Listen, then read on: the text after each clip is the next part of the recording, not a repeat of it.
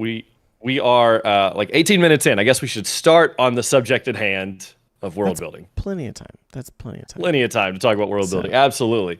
Oh man, we could talk forever about it because I know that Seth and I we've gotten in our own personal conversations about our own worlds, and yeah, they can go for lengthy amounts of time. So I'm going to go ahead and ask Seth the first question, and I'll kind of play off that as well.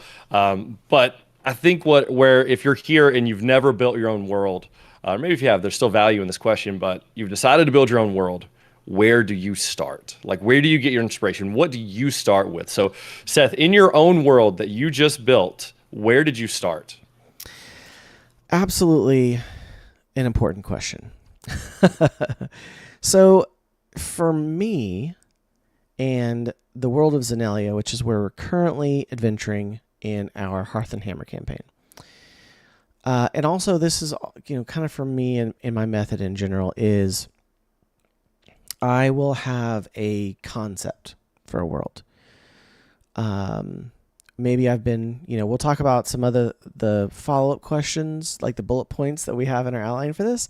But I'll just say, for me, I will start with a concept or a theme, and then I will, rather than try to build the entire thing out all at once, maybe I'll do a world map, but a very broad blank world map, just to set up what I think the world could look like. And maybe I don't even do that. Maybe I have a few other abstract thoughts about like, well, it needs to have multiple nations, and where is the conflict going to happen? Like, or, where is there major tension? Like if there's a war going on, where is there minor tension? Maybe I'll think of some of those concepts, but ultimately, once I kind of have, the very, very high overview of what I want the world to be, whether it's like, high traditional fantasy or, low magic or whatever. So like I said, theme first, maybe, but then as far as building it out, I kind of start with something small. So like, where are my characters going to start? What's my adventure hook? What's my initial excitement that I want to have this world start with? And, that so it could be in a town or centered around an event, or something like that. And so then I will start to build out, that town or that setting, or, for the current one, it's kind of happening at like a festival is where it starts off. Right. And it's a festival where a whole bunch of different nations come together. They're celebrating the harvest. And part of that is that there's competitions.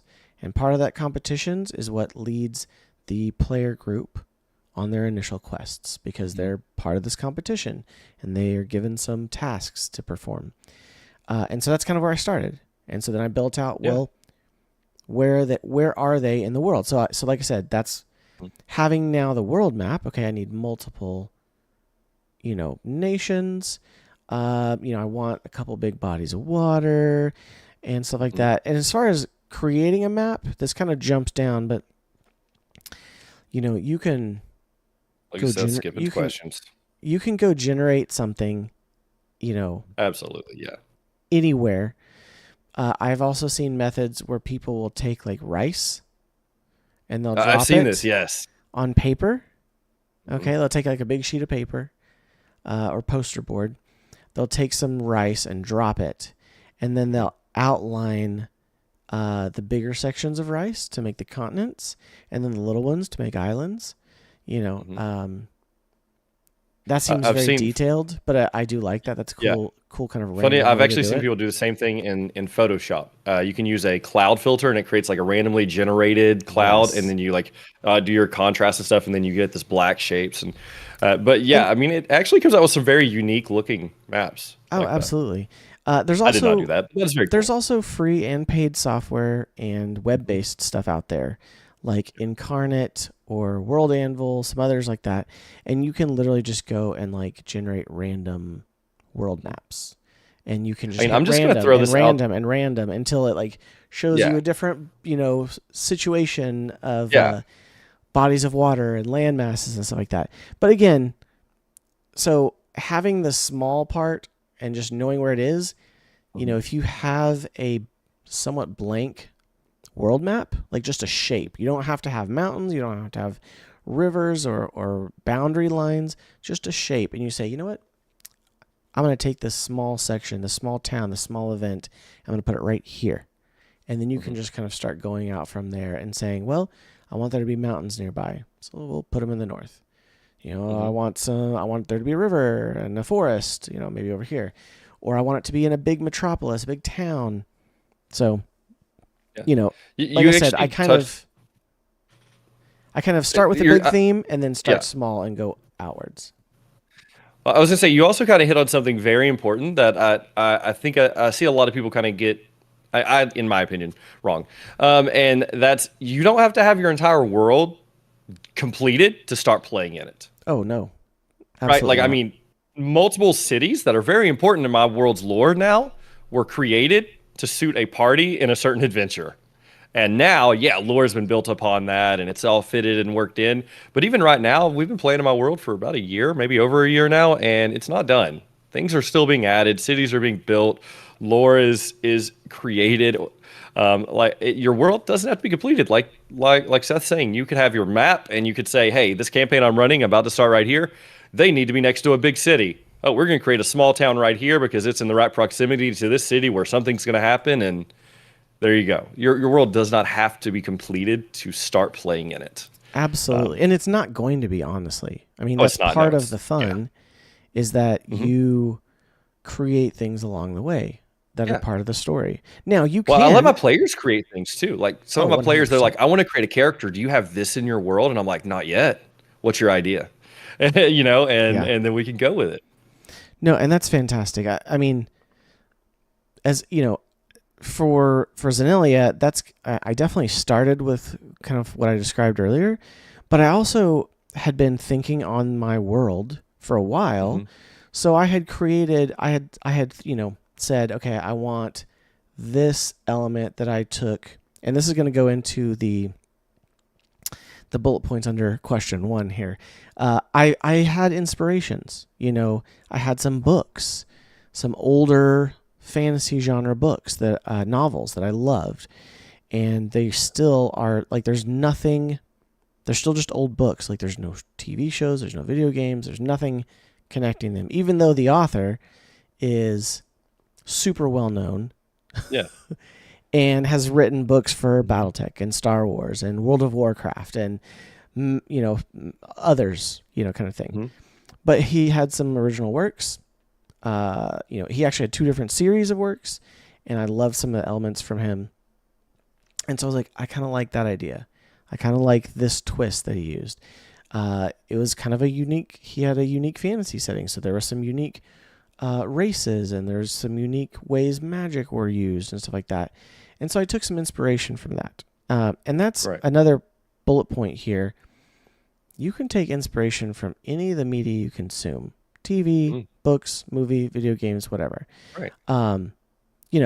Try not to directly copy it. Right. Maybe don't call it the same. Try to change something about it. Try to find a twist and make it your own. Something like that. And that's absolutely fine. And especially for your own world, if this is just for you and your friends and your enjoyment, then no limits. You could totally use the same names and stuff like that. And honestly, like, if you and your friends are into the same stuff and you're not creating content, you're not selling this, your players might get a kick out of visiting Tatooine. Like, like if you're bringing in some Star Wars stuff, like, stuff like that, I think is perfectly fine. Now, if you're selling it or making content on it online, maybe, steer clear of that. But for your own personal games, I could see a lot of fun being had in that. Absolutely. And again, as far as inspiration, like, what's a fun, famous trope? Like, for you, what is a trope that you like to incorporate, whether as part of an intro adventure or, for a big bad guy or something, or for a town? Right. Like what's one of Yeah. those that you like? Yeah. So famous tropes. Yeah, I always go with some sort of standoff. Like, okay, so I should start off with my world real quick. So my world of Maradonia, like my starting concept for Maradonia, like I am I guess sort of inspired by books as well. I grew up reading a lot of Lewis Lamar. And so if you're into the Western genre at all, Lewis Lamar is a very famous Western author. And I grew up watching Westerns with my grandpa, always wanted to be a cowboy. And yeah, I'm from Tennessee, y'all, okay? And so I always wanted to be a cowboy. And so the idea, like just the basic concept of Maradonia is the idea of the early American frontier, like the lawlessness, the Nice. everyone's kind of out for themselves, trying to score the gold and get rich, train robberies and all that, mixed with high fantasy D&D. Like, what if there's magic during that time? Now, I took out the Western tropes of like the cowboy hats and the sheriffs and the horses and even the trains. Like in my world, the main course of travel is man-made rivers, and so there are boats, and so boats almost operate like trains or passageways Oh, in sure. my world. And so you have sort of like train robberies, but it looks a lot more like pirating, and so some mixture of stuff Sounds happening like great. that. Yeah, and so like I love the standoff trope and things like that that kind of reach in and kind of just give hints of that like Western vibe, because the Maradonia is kind of intended to be that Wild West feel. Like every location you go to is going to look different. You have some that operate like kingdoms. You have some that operate like a modern city, like a democracy. You're gonna have some places that are a complete anarchy and there's a gang ruling it, because there's no high governing force in Maradonia. And so everywhere you go, you're gonna get something a little bit different, because they kind of operate as almost like city states at this point, and there's no like official country or nation or anything like that. That's kind of the ongoing war is a force, and so in my world also there's no deities. That's also going to affect a lot of your world building. If you have deities, don't who they are, what they do, how they influence things. Deities in my world kind of operate like schools of thought. So the main bad guys, if you will, is the Asmodeans, which follow the mindset and the teachings of Asmodeus, or Asmodeus. I've heard people say it in multiple different ways. I don't know what the correct way to actually say it is. And so it kind of follows that teaching. But I know you asked about trope, but that's kind of like I like I like the standoff. I like to pull in any kind of like just there's hints at that like Western trope with like Oh yeah. train robberies as like boat robberies and bank heists and things like that. Yeah, 100%. And like even just describing that, there's so many things that you could consider Hmm. a trope. Tropes are not Hmm. bad things, They're especially not when you're bad. No, creating no. a world, um, because they're basically a formula for something Hmm. that we like as humans, things that Yeah. we connect with. And so yeah, that's absolutely it. I mean, like for my intro adventure, it's very much a young or a kind of random group of competitors thrown together who all of a sudden are thrust into matters that are more important. How often does that is that I mean, it's in like a whole bunch of movies and stuff like that. Hmm. Yeah. Lord of the Rings, you've got little hobbits that are like, oh, well, yeah, all we got to do is take this ring to Rivendell. Well, now we need to travel to Mount Doom, like, or oh, Yeah. I just found a ring, and it's Hmm. the most important ring. Again, Right. like someone innocent, young, whatever, being thrown Hmm. into great, and mighty adventure.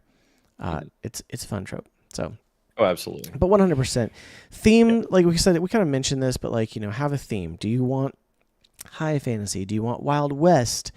Hmm. Uh, you know, and these can all Yeah. be What are you going mixed for here? too, Yeah. huh? Yeah. I was like, that's the whole like the idea of theme. Like, Yeah. and it What doesn't are have you to be going one for? thing. Yeah. Like you could have high fantasy, and then you could have sci-fi if they leave the world. You kind of seen that happen with my brain just blanked on the word, but Wizards put out the sci-fi side of things. Yeah, that one. Yes. Yes. Someone will know what I'm talking about. And so you could absolutely do that in your own world. You could have, okay, right here is high fantasy, and then like your guys enter this portal, and now your world has this whole other expansive side that's sci-fi. And I mean, it's your world, it's your imagination. Like I Absolutely. mean, think also what's going to be fun for your players. Your players might have signed up for a high fantasy game and then fell into a portal, and all of a sudden it's sci-fi. They may not be into that, and so. Yes, definitely communicate with your players. That's Yes, important. absolutely. That's important too in world building. Make sure your players Yes. know what. So I Ask have a them what they want written to Google play. Doc that I send about Maradonia, and usually it has some history, like what the characters would know, and also just a theme of what the world is like. And of course, I have a session zero where I have a whole bunch of stuff I go through. Even my players that have played before, they go through the session zero, so we're all on the same page. And Absolutely. A usually I talk player's about the guide world in is the session zero. very handy in a session zero. So, especially when you're homebrewing, because it's not like they can just say, "Oh, I've watched Critical Role. I Yeah. know what the world of Critical Role looks like," or I've Hmm. read Forgotten Realms, or I've read Dragonlance, or Hmm. whatever. It's not something that they can already have a Right. Right. familiarity with the characters and setting because it's something you've Mhm. created. So, Absolutely. um, And so same thing with like their races that they chose too. Like are orcs the same in your world as they are in D&D? Like are they the same? Like so that's other things you kind of have to think about. For me, most of the time the answer is yes. yeah, That I haven't written huge backstories about different races or anything, so yes. Whatever it is in D&D is probably what it is in Maradonia. yeah. Okay, so let's move on. What are Hmm. essential components to get started with a world building in a TTRPG for you? Like, Hmm. give me three important components. Okay, so important components. I think I'm gonna go like I think real high level. Sure. At this point, if I'm gonna name three, I think you need to know um, your main conflict in the world. And I think that there should be, even if it's like your level one characters obviously have nothing going on with the main conflict. If there's a war going on in your world, your level one characters would know about it. And so, if there's some sort of conflict going on that needs to be out there, and maybe that's a little too drawn in. Your world probably needs to have a setting, like we were talking about, whether that is fantasy, that is sci-fi, that is like it needs to have somewhat of a setting that is kind of tacked down, and then I think your world needs moving parts. I don't know. Maybe I went with three different levels there, like really high, medium, and low down. But it needs moving parts. Things need to change, right? That's one of the things that happen a lot in my crosshamming games. Like there would be a quest board, and every time they go to the quest boards, sometimes the quest would change. Sometimes they'd be canceled because the person they were looking for was found dead because no one went and saved her, right? Like it is a moving, evolving world, and so there should be moving parts to your world as well, like things that are changing even when your players aren't interacting with them. Now, Absolutely. don't Like, it like feels spend lived 90% of in. your. Yeah, it feels like a living world. Exactly. Yeah. Sure. Okay. No, that's great. Yeah, I think if I were to add three different Funny. ones, because I agree Yeah. with I agree with those, but if I were to add three, I would say you know have an interesting story hook, whether that's something you come up with on your own or you talk to your players. Like, what do what's the kind of story you want to do? Do you want to do a heist story? Um, do you want to do a hero's journey, Lord of the Rings esque, adventure? Yes. Yeah. Do you want to do, the kind of the Wild West again? So it kind of ties in with theme, but also just like what does it look like? So, and then also, I would say places. Have places. Yeah. It again, we talked about the map. It does not have to be full. It doesn't even have to have hardly anything on it. You No, can honestly, create it that's. as you go. And then, characters. Like, create characters. One of the big things I would recommend as you prepare, and this is kind of a DM tip, not just a world building, but have, give yourself a list of names ahead of time. Oh yeah. You don't have to have If you're a characters person, have that surrounding taped them. inside your DM screen. Yeah, you don't have to have them. You don't have to have characters created. Just have a list of names.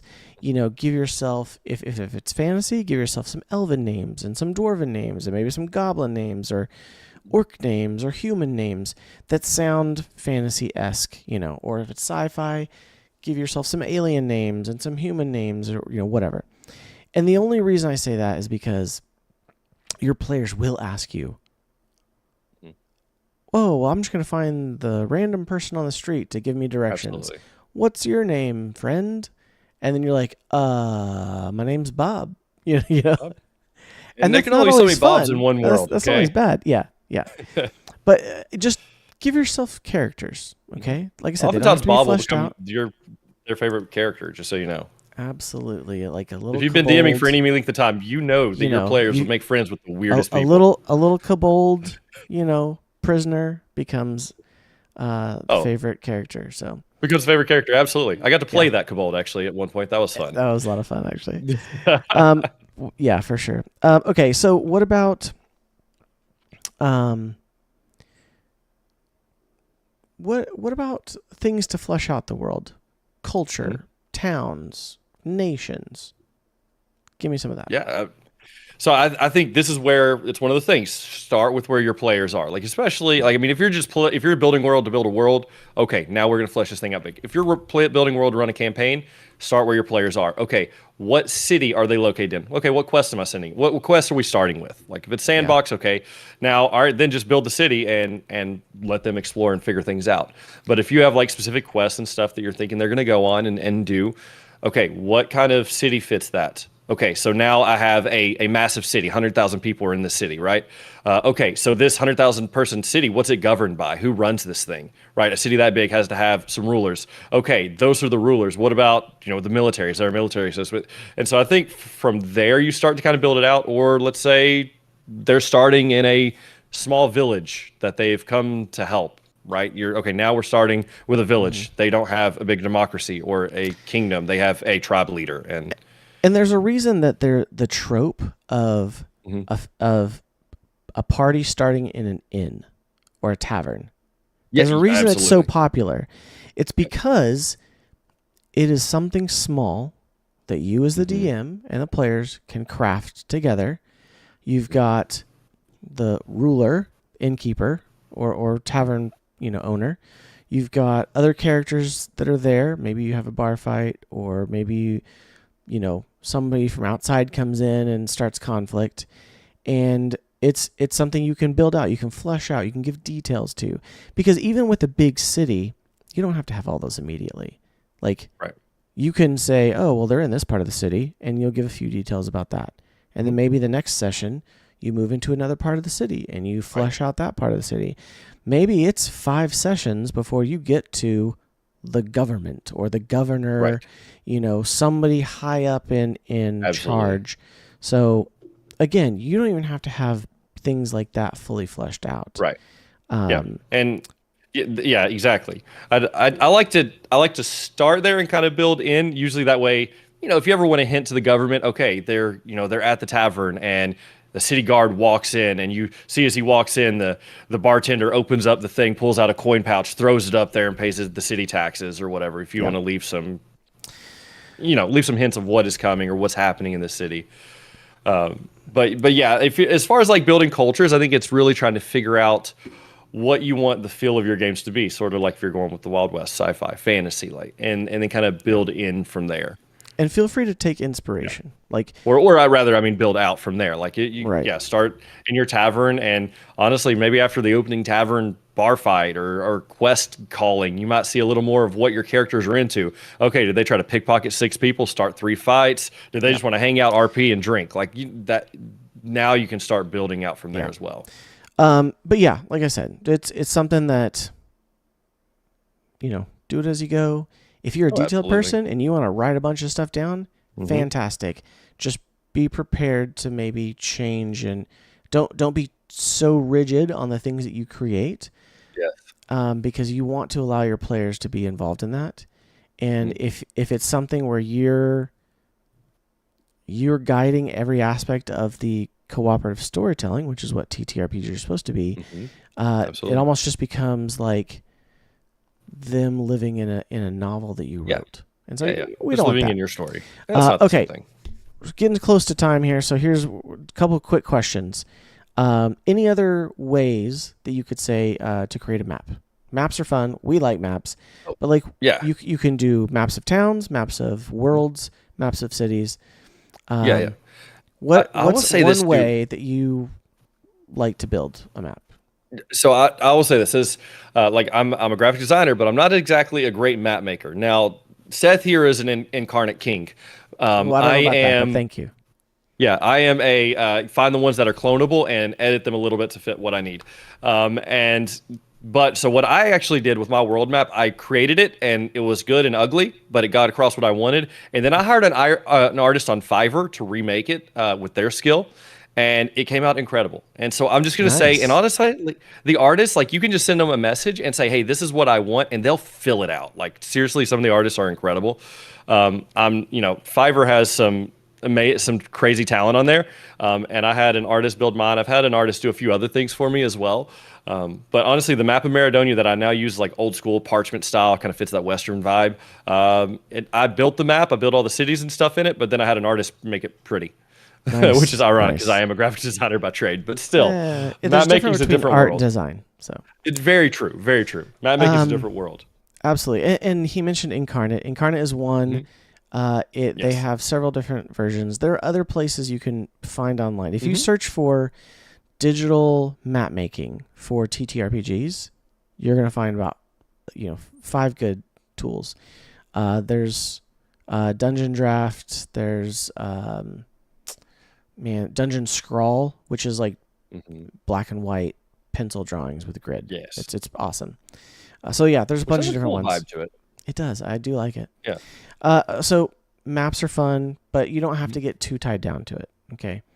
Um, yeah, I think we're gonna skip that last question, but Okay. Fair just enough. because that's Fair a enough. massive topic and we're pressed for time. It is. It definitely is. I think it's something maybe to open up a whole episode on at some point. Exactly.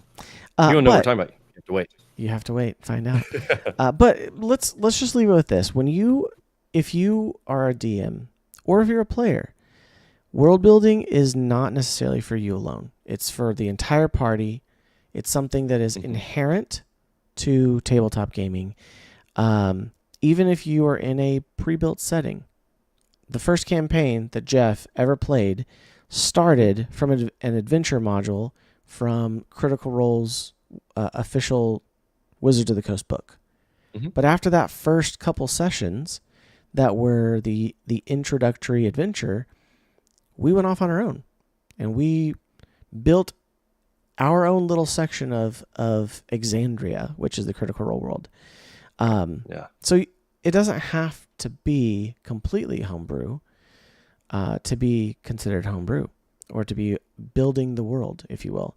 But don't be what's the word? Don't be discouraged from attempting it, from attempting building a world. No, it's a lot of fun. So enjoyable. Today we're diving into the art of world building. But we're not just talking theory. We're going to give real tools on how to make it happen. So today we have 7 essential tool categories covering everything from random tables to organizational tools, map creators, and much more. Yeah, whether you're fleshing out cultures or you're crafting cities, these tools will help you bring every part of your world to life. So we're going to jump in. And we're going to start with kind of the most obvious, but also sometimes the most overlooked. Mm-hmm. And that is whatever system you're running, the core rules will often have tools for world building. And it could be included in a core rule book if it's just one book, or it could have something like a DM's guide, like D&D does, or Game Master's guide of some kind. I have one here for Tales of the Valiant, which if you are a fan of the show, you know that we are a fan of Tales of the Valiant, and it is another 5e system. Mm-hmm.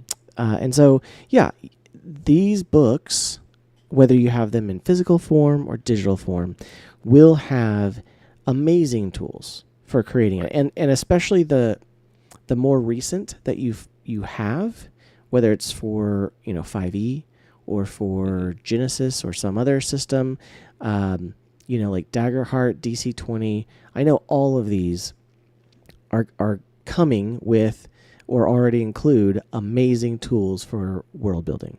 Right. But yeah, like they have rules in here for how to do that. They have suggestions and all sorts of things. But this is, like I said, most often overlooked because when we talk about world building, a lot of times we're thinking homebrew, right? Homebrew worlds. Right. And it's like, oh, well, we don't want to use the tools that they've given us because that's not homebrew. That feels like cheating. Yeah. Yeah, absolutely. But no, I mean, that is something that is very easy to use. Right.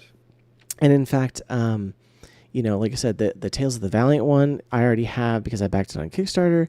Mm-hmm. The new 2024 DM's guide from Wizards of the Coast is coming out, I believe, this month in November. Mm-hmm. At least to some people. I'm not sure who. But I hear on some of the other podcasts I listen to that it's supposed to be coming out soon. Okay. And I know that they've increased the tools for world building in that. Right. So yeah, it's again, whatever core rules for your system you're using, hopefully they should include that. Right. We'll have something of the sort for sure. Yeah. But that's an obvious one. Mm-hmm. And that's kind of a tool. Now, this is the next one we're going to do. It's a tool, but it's also kind of maybe part inspiration. Mm-hmm.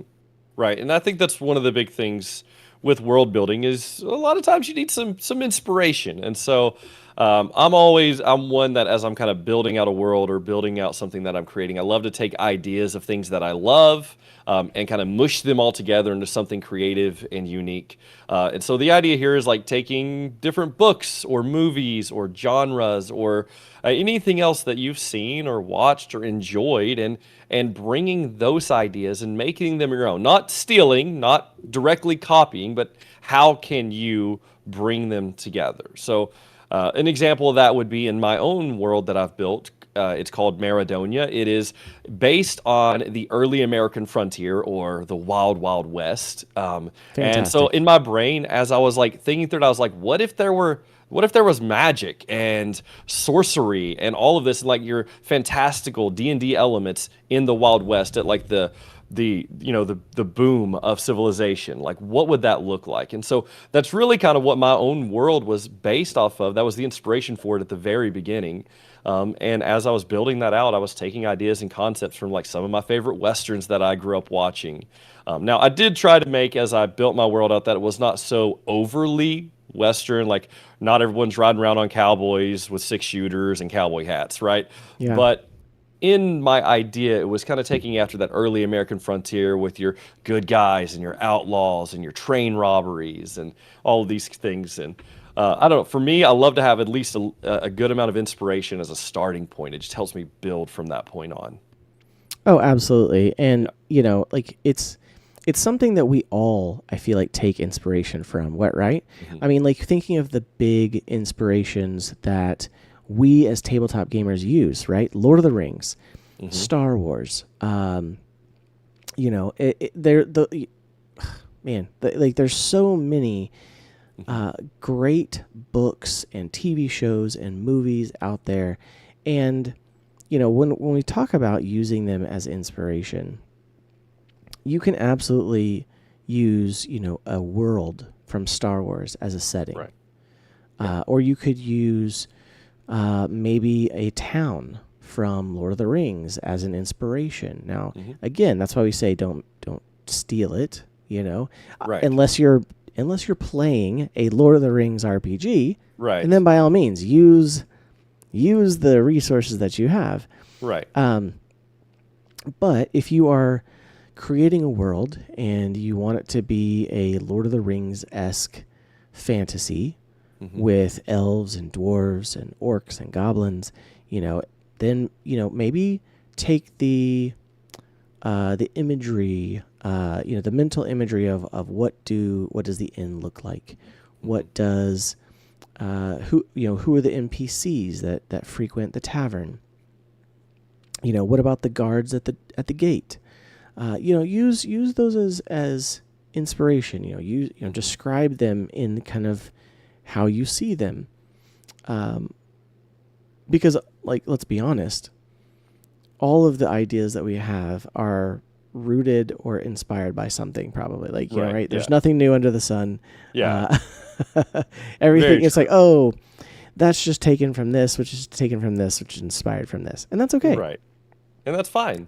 Yeah. And I would say maybe like an asterisk here as well, is like I'm saying, like, don't steal, don't copy. But if you're running a game for your friends and you're describing it out and they go, wait, are we on Tatooine? And, like, I just think that would be fun. Like, Yeah. I'm not saying steal it and publish it or anything like that, but if you're running a game for your friends and you wanted to put them in some spectacular place that you know that they're eventually going to recognize, I think that's just fun. And I think that would be a cool idea for your group of friends. Absolutely. Absolutely. And again, you know, you could, choosing a setting, right, is a lot of times we get inspired by one of these things that we have experienced, a book, a movie, a TV show. Sure, yeah. Like, oh man, I would love to make a campaign in a setting like, you know, like a Marvel TV Hunger show, Games. or Hunger Games, or you know, or this book that I read where, you know, there's from Brandon Sanderson, you know, kind of thing. Right. Shout out to Stormlight Archive and the fact that the Cosmere RPG is coming out. Right. It's so here. there's Yeah. that. But say you want to do something, you know, like that, you know, or you want to do something, you know, like, you know, I don't know. I'm trying to think of a show, you know, Halo, you know, kind of thing.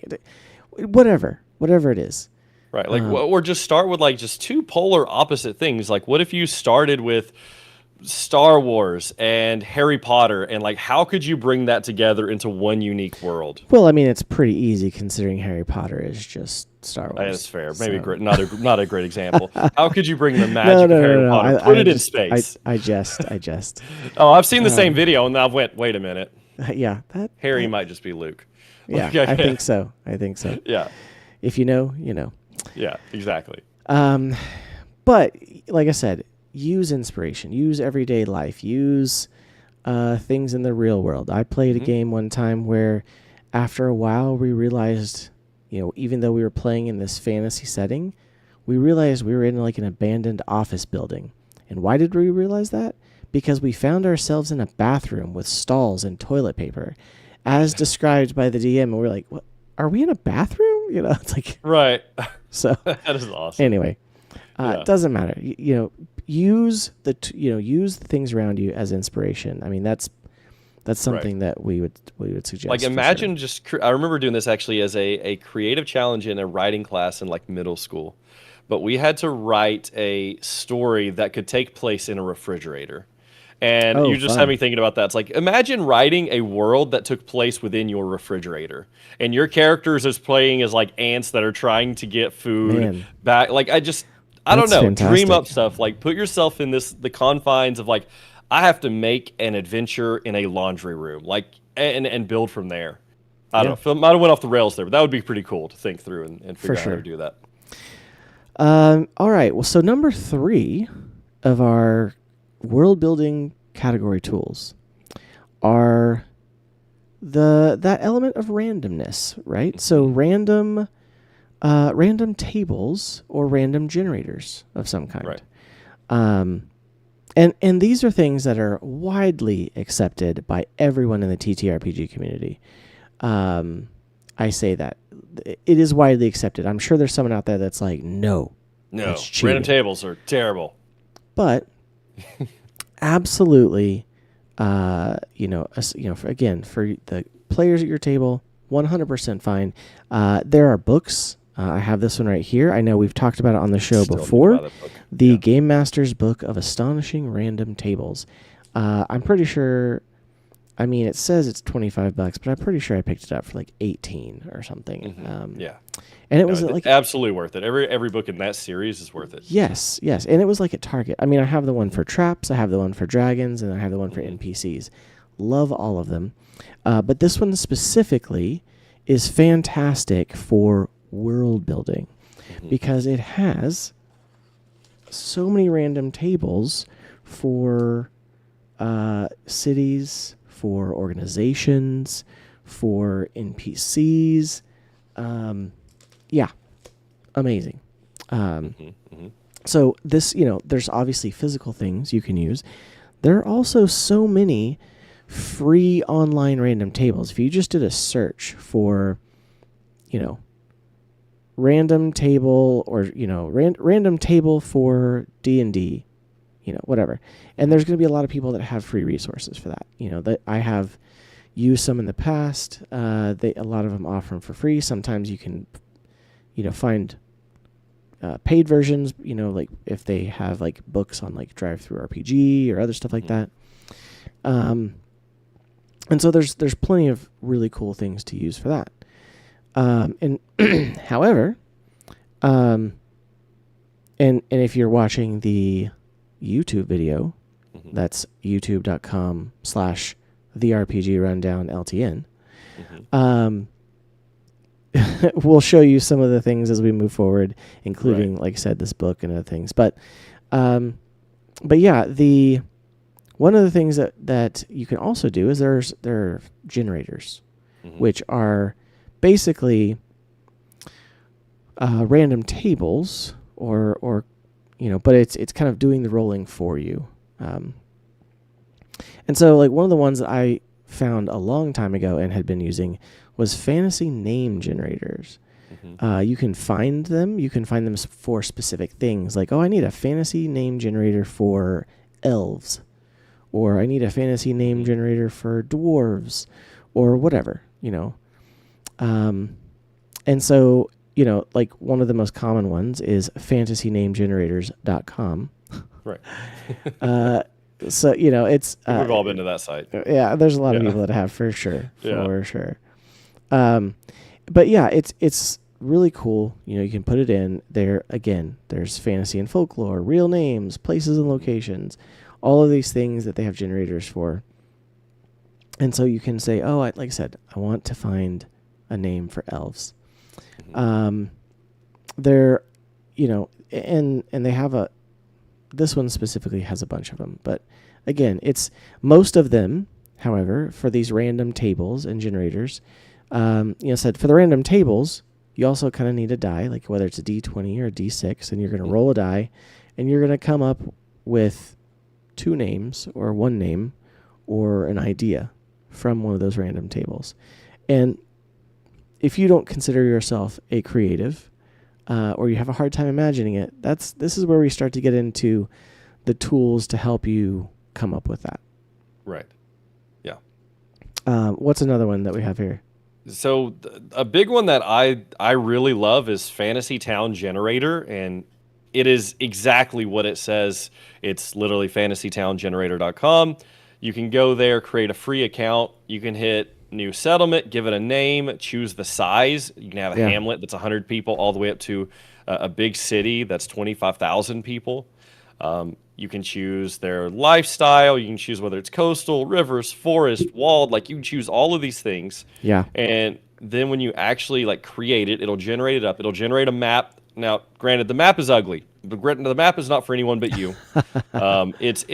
But there's buildings there, and then you can go and click on the building, and you can choose the time of day, and it's going to tell you who's in that building, what kind of shop is it, what's the inventory at that shop. Then you can go in and you can add your own inventory, you can add your own shopkeepers, you can edit all that, and then when you're playing, this is literally what I do.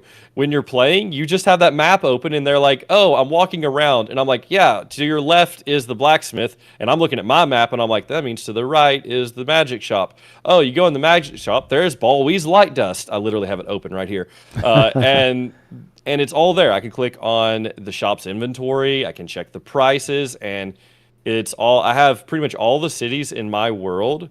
I take that back. At least all the cities my players have adventured in my world have been generated in Fantasy Town Generator, and then I've added in my own NPCs and the things that I want to be there. Nice. But it is just such a cool tool. And if you're like me and you really struggle when your characters decide to go search the random alley that you didn't plan on anyone going down, and you're like, oh, I suddenly need something interesting to happen here. Oh, absolutely. This is a good tool to help you come up with some sort of ideas. It's not going to give you all the answers, but it'll give you a few NPCs and a little bit of information about them, and you can roll with it from there. And, a lot of these tools are to help you, but at the same time, Yes. if you have the creative mind to come up with some of this on your own, it's always going to feel better introducing it to your players. And it's always you're going to be more excited about it because you came up with it on your own. And that's not to discourage you from trying to do that.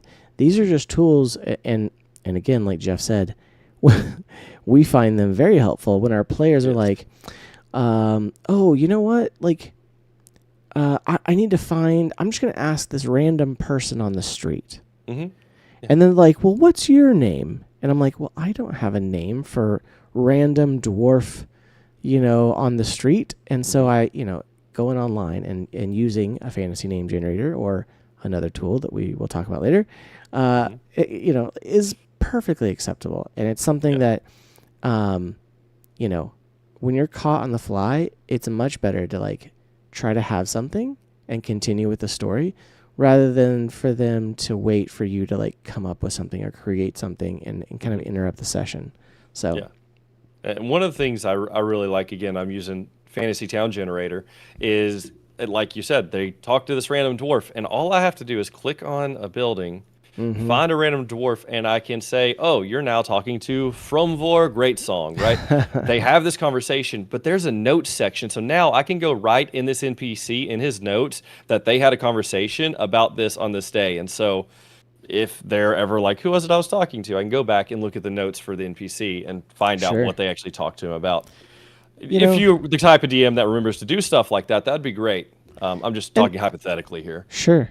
And mix and match these tools, right? So, if you wanted to use Fantasy Town Generator and create a town, like a village of like 40 people, but you wanted them all to have like a theme to their name, maybe you go use a name generator or something online where you say, oh, I want all the dwarves to have, all their names to have something to do with,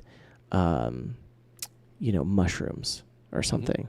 Right. And so then, you could go have something generate a bunch of names with mushroom names and then, replace the NPCs in Fantasy Town Generator. Sure, absolutely, easily. Whatever. Again, these are tools to enable you to more easily craft a fun and exciting world, not only for your players, but for you too. So, right. Yeah, absolutely. Awesome. So, I think that brings us to the next section. Yeah, the next section, well, I'm going to let you lead into it, but yes. We like to be organized as we create our worlds.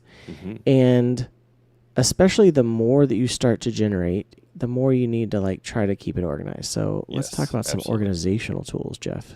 Yeah, so organizational tools, and this, if you just get on Google and you type in world building tools, the bulk majority of things that are going to come up are going to be organizational tools. So there's journals, there's, world building specific tools. We have like World Anvil, Legend Keeper, and then of course there's like Obsidian, Notion, OneNote, Loop, like an absolute boatload. Now, I'm going to give my very detailed, very controversial opinion right now. The best one is the one that you actually know how to use. 100%. Because that's the one you're going to go back to. And that's why, like, over the years, I have tried so many, and I still always end up putting my notes back in Notion because I've been using Notion for so long.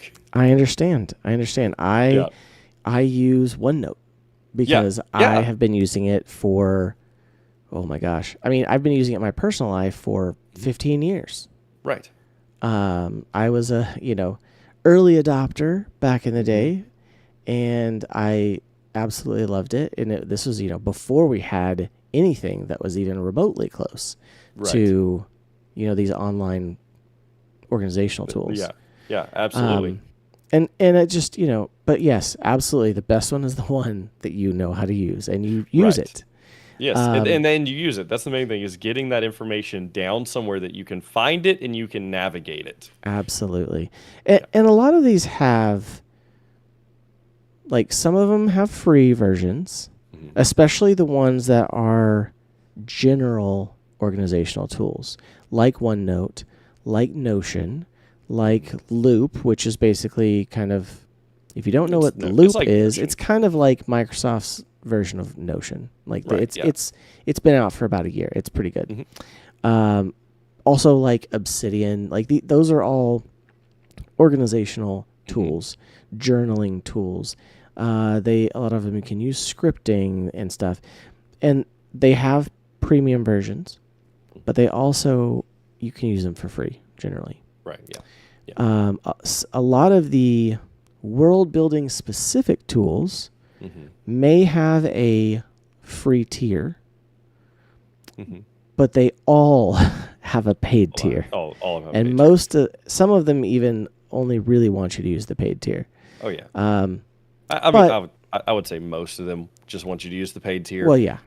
But this is something that I would like some feedback on, because I, for one, have never I've obviously created like a World Anvil account and like toyed around with it, went through some tutorials, but again, Notion is I've been using Notion probably about 10 years now, and so just in personal life and everything. So it was so easy, but if you have a organizational tool that you love, that you enjoy, whether it's built just for TTRPG world building or it's something more general like OneNote or Notion, let us know in the comments on YouTube, and let us know what you like and what you would recommend. Even if there's a paid tier that you would highly recommend, we would love to know, because I would truly love to get into using something very specific to world building like World Anvil, Legend Keeper, or the various others like them. Yeah, absolutely. I mean, I did use Legend Keeper for a while. I think I paid for it briefly. It's pretty much like TTRPG specific Notion or Loop. Okay. All right. I mean, it uses it's literally laid out just like it. The big thing that they offer is that they include a lot of tools that are kind of specific, and because they know, like, well, you know what, we want to do maps, and so we're gonna have maps, and here's a way to make them interactive. So they kind of, and it's not like you can't do that with Notion or with Loop or with Obsidian, but they present it in a way that's a little easier to understand and figure out how to do. Okay. Right. Interesting. Yeah, but it's very much like Notion in that regard. Right. World Anvil is very cool and is almost like creating a wiki for your world, because you can also have it be outward facing. I think Legend Keeper has this as well. But you can basically create wiki-like articles and have interactive maps and stuff. But a lot of them have these things. Right. Okay. Lore Frog is one that I heard about a while back. It's a little simpler, but it's very cool, and it's like more notes structured. But one that I am using currently, so I'm using OneNote. However, I'm also using Alchemy RPG. Yeah, that's a good point. And this brings me to another thing, is that part of the organizational tools could also be your virtual tabletop. Like, a lot of virtual tabletops have some, the ability to craft worlds in them. And so Alchemy being the one that I'm using, you can write articles, you can have navigation, you can have maps and resources. So like I do that presently with there's like content universes, and you can have created. And so, I can go into my world of Zenelia and show, I have articles on like the intro to Zenelia and what is the world kind of thing. So you can do all sorts of really cool things like that. But again, that's a good point. The best I wasn't thinking about Alchemy and what all you could do in it too. There's so much. It's fantastic. That's true. But again, the best one is definitely the one that you use. Absolutely. Yeah. So, awesome. Well, hey, let's move on to the next one here, shall we? Let's do it. The next one is kind of a fun one, and it's maps and map making tools. So, and I think this is one of the areas that most people, there's a love-hate relationship here. Oh, Either yeah, absolutely. You love making maps and like the creative and the artsy side of it, or you hate it and you're trying to like not do it as long as you can. Yeah, absolutely. And there are really fun ways to generate a map for your world. You can do it like with pencil and paper. I saw this really cool way to do it one time. They basically took a giant piece of paper, like I butcher think I know what paper you're or about to say. something, Yeah, this is and they seems took really cool. yes, and they took sand, like a handful of sand, and they basically like kind of just like tossed it out there, and then they basically used a Sharpie and they created outlines around the sand, Yeah. and they made big islands or continents with it, and then and just kind of used that as like um, as an analog way to Right. randomly generate a map. Yeah. So the one I watched, they did pretty much that, but they did it with a big bag of rice. And so then Oh, the that rice was it. made, Actually, yeah, yeah, rice. Sorry, and it that's made actually kind of that's like not sand. rigid You could do it with lines. sand, but Yeah, you could do, rice yeah, is a little easier to get. yeah.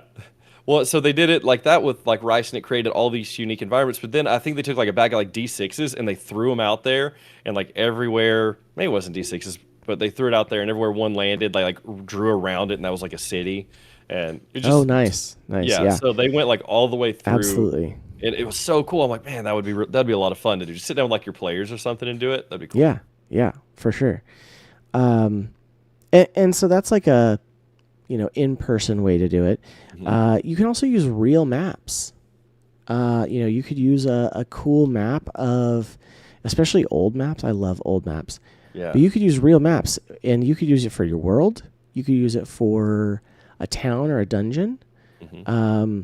In fact, I saw one recently, and they took one of those mall kiosk maps to make Okay. to use it for a dungeon. Right. That's pretty awesome. And so they That's just pretty cool. created a dungeon out of like a mall kiosk map, right? Hmm. So cool. Because malls often are like weirdly shaped, and Hmm. Oh, yeah, for sure. so have lots of little rooms and hallways. So yeah, that's Very fun. true. Okay. And then obviously there's tons of digital map tools out there. You can search for D&D map making tool, and you will find a good handful Oh, of them. so many. Yep. I would say a couple of the most popular, if you want just a simple one, is actually called Dungeon Scrawl. Okay. And it's very easy to use. You can go and you can actually just start creating without having to sign up for anything, and you can choose which kind of it basically makes it look like a pencil drawn or hand drawn.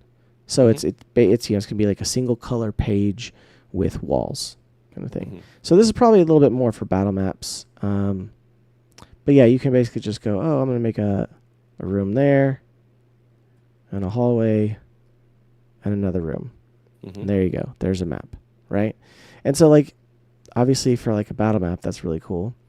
I think you can definitely, I think there's a way to do like a big world as well. But yeah, absolutely very cool. Something easy to use. And it's called Dungeon Scrawl because Hmm. it's good for making dungeons. Right. However, if you want to do like a world map, then Incarnate, it's INK. Yeah. ARNATE in ink like ink Mhm. in incarnate is fantastic. Yeah. Incarnate's great. And you can again you can use these for free, or you can do a subscription for some, but there's so many really cool things that you can do. You can explore maps that they have. A lot of times they'll have maps you can download and use for free.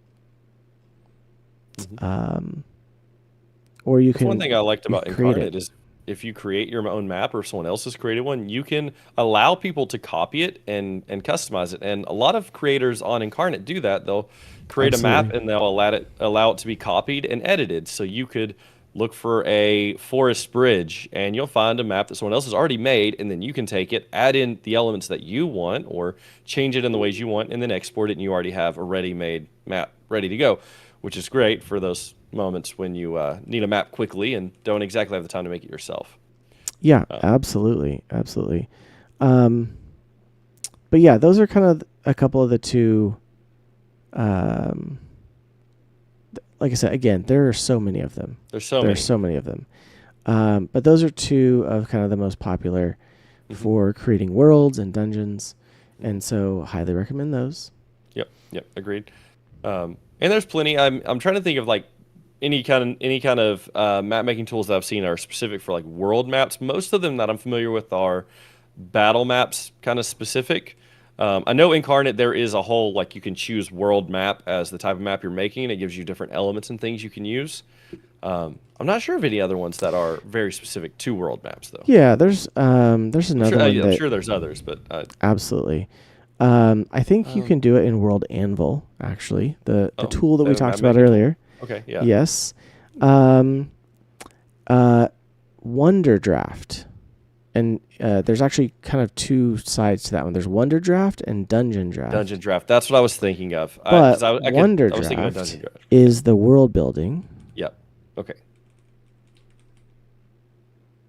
Yeah, I knew that there was one that was both that they had like the battle map side and then the world map side. That's it. Yeah, absolutely. Wonder So, Draft and Dungeon Draft. and they are not subscription based. They are a one-time purchase, which Right. is nice. Which is very nice. Yeah. Yeah, I really like it as well. So, it's something that you can Mhm. get and use. Yeah. And it's got very similar tools. Like a lot of these have very similar tools Yeah. for. And it looks like they actually, I'm just scrolling the website now. They Yeah. have additional art packs that you can buy. Yeah. And like I'm looking at the pirate one right now, and they're very much in the style of like the Che Piku Oh art. yeah, yeah, And I really like that. It's a really really cool look with your bold like kind of hand drawn lines and kind of vibrant colors. It's really nice. yeah. Yeah, And, it's and they really cool. have a lot of these will have like pathing tools and other stuff like that. But Hmm. the big selling point on a lot of these is that they have art assets. So they have, fantasy buildings and they have fantasy walls and trees and stuff like that. Um, so yeah, but it's pretty. That's a good one too that I've looked at before. Yeah, yeah, So okay. I see. I have not um, used that one. I have used Incarnate, so I can recommend Incarnate. yeah, Uh, but I've heard very good things similar. about Wonder Draft and Dungeon Draft. Yeah, and if you're watching the video, there's a demonstration of Wonder Draft, which again is probably not too different than Incarnate, but again, not you don't need the subscription if you just buy it. Right. So And that is nice. That is nice. yeah, absolutely. So number 6 for our resources, our tools, right? Mhm. Something to use. What do we got, Jeff? So number 6 is actually your own players. And so this is one of the things that is really fun when you're building a world is including your players. I know when I was first building Maradonia, like I wanted to build up my own world, and I was moving from actually I took my players through the Lost Mines of Phandelver, and then I was building my own world for them to play in. And I remember consulting with my players, like, what kind of character do you want to play? Where would your character be from? And actually, one of our friends, Reborn Crusader, he was building a character for it, and he's like, well, my character would be an elf that's kind of away from civilization. And so, like, with that in mind, I created this whole, like, island where the inhabitants were this kind of, like, native elven tribe that were, and it was just unique to them. And just, I kind of did that with all of my players at that time, and a lot of the ideas for the world and the different parts of the world came from my players, and we've kind of built it together. And even still, like, my world is like a year, 2 years old now, and Yeah. still I am adding things as my players are coming up with stuff. And I'm like, they're like, "Is this in the world?" I'm like, "It is now," Yeah, and we work through it together. And I think like, absolutely. and I think sometimes we have to get through like a little bit of pride to do that because I think sometimes when we create something, we're like, "No, this is ours. I don't want anyone else to touch it," but we're really kind of limiting what could be because other people have some really cool ideas and building something together like that is really fun. Absolutely. It gives your players ownership Sure. over Yeah. the world. And so, you know, especially for playing a long campaign, it could be you could be a year and a half down the road and maybe they're getting bored. Hmm. Obviously we don't want that to happen, Right. but maybe they're like, oh, like, or maybe you're starting to feel tired trying to come up with new things every week or every month or Right. whatever it is. Um, it gives them ownership and gets them excited about it when they come up with something. I mean, we had a session where we found a dragon's hoard, right? And I used several tools from here. So um, I used a generator, actually a random table from the book Hmm. over here, Okay. to find some loot for this dragon horde. And one of the pieces of loot was a like, oh man, it was like a 5 foot by 12 foot painting. Okay. And it was like, Yeah. oh yes, it's a very handsome woman with a red dress and dark hair and piercing eyes. But it's like Hmm. massive. It's like it's like 5 foot by 12 foot, and in this like very gilded frame with rubies and emeralds all over it. And it's like, oh my gosh, what's going on? Right. And so one of the players, which I honestly don't know if any of them listen to our show, but one of the players, uh, he always talks about his mother, um, and it's Hmm. again using books and movies as inspiration. Hmm. He has there's an old movie called Mystery Men, with Okay. Ben Stiller. It's a superhero movie, but there's a Oh, okay. character in it who always has a wise and mysterious saying, but it never makes sense. It Okay. never makes sense. It's like, what goes up must come down. Or it makes sense, but it's like it doesn't make sense in the moment. Right. Okay. Um, and so Yeah, that's awesome. it's just kind of funny, nonsensical stuff. And so he is doing that, but he's doing it with, well, my mother said, and then he would give this like wisdom that his mother had imparted on him because he's this young cleric going out into the world. And he's like, well, my mother said. And so it's become this really funny shtick that he Right. does. Well, he, at one point, and the more you involve your players, Hmm. the more comfortable they are getting involved with world building. Right. Whether it's for their backstory or whether it's for something going on in the narrative or in the world, and so he messaged me and was like, what if this picture, this painting, what if it was like a painting of my mother, my character's mother? Right. And I'm like, why is this but he doesn't know why. Right. Yeah.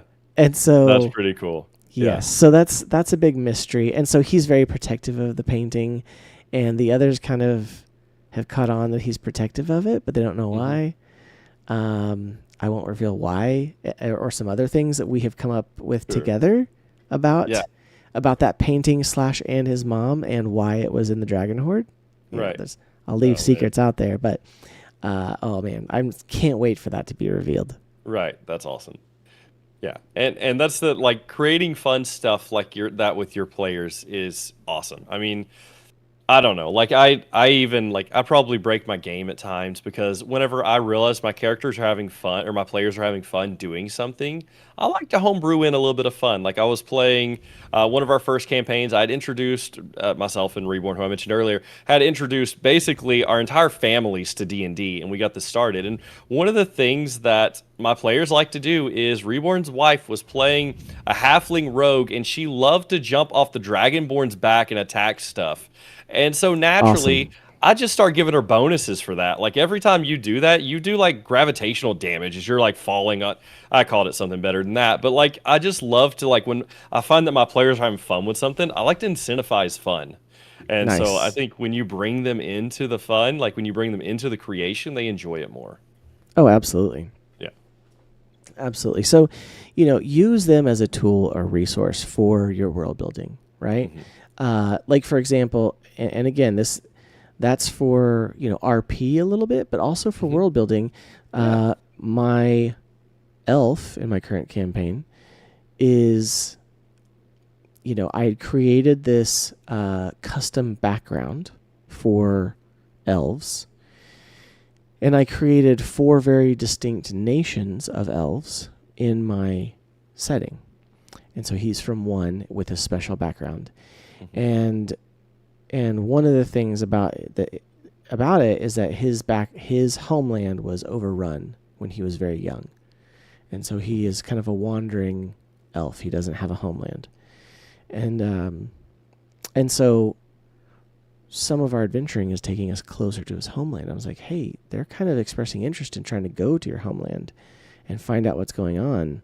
So I'm going to need your help to kind of world build this. Right. Yeah.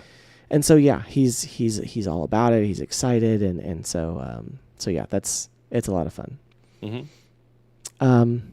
But yeah, anything else about our players that we should... I mean, I could probably go through like story after story as to where, like, as I'm thinking about it now that I've involved my players in even the world building of my own world right now, like right now, the campaign I'm running is technically 50 years in the past, and my players have no idea why that's important yet. I don't think any of them watch this show, but still won't share it here. But one of my players, his powers come from like a very unique thing, and he sends me like a whole background list of this group called the Chrysanthus Embalmers and how he got his powers and kind of what they do. And I'm like, that's amazing. And I said nothing else until Nice. 15 sessions later. That's awesome. It all starts to come to a head, and I've actually incorporated that into my world and some of the stuff that really no one else is at least in like my current campaigns. No one else has explored in like current time because this one's still in the past. Sure. But I've actually started adding details and stuff like that lore that was kind of built by this player for his character. I've incorporated it as worldwide lore, just no one has actually played into just yet.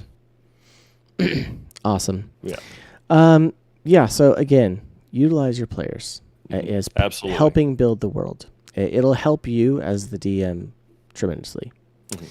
Okay, so we had our first 6 tools. We had DM's Guide, we had books, movies, and stuff for inspiration. We have random tables and generators, organizational tools, maps and map-making tools, and your players. And then the last one we're going to talk about is controversial at best. And that's going to be AI. And before you get upset and start typing that nasty comment in YouTube about AI, hear us out here, okay? First, both Jeff and I work in industries that are already utilizing AI. So we're familiar with it. We have seen the benefit of it some in those other industries, and have used some AI, in our daily life for some things. Now, we're not necessarily going to have the big discussion on ethical AI stuff. We'll touch on it briefly, but like I understand in like the TTRPG community and space, the big ethical dilemma is usually centered around art, or even could be someone's stories or something.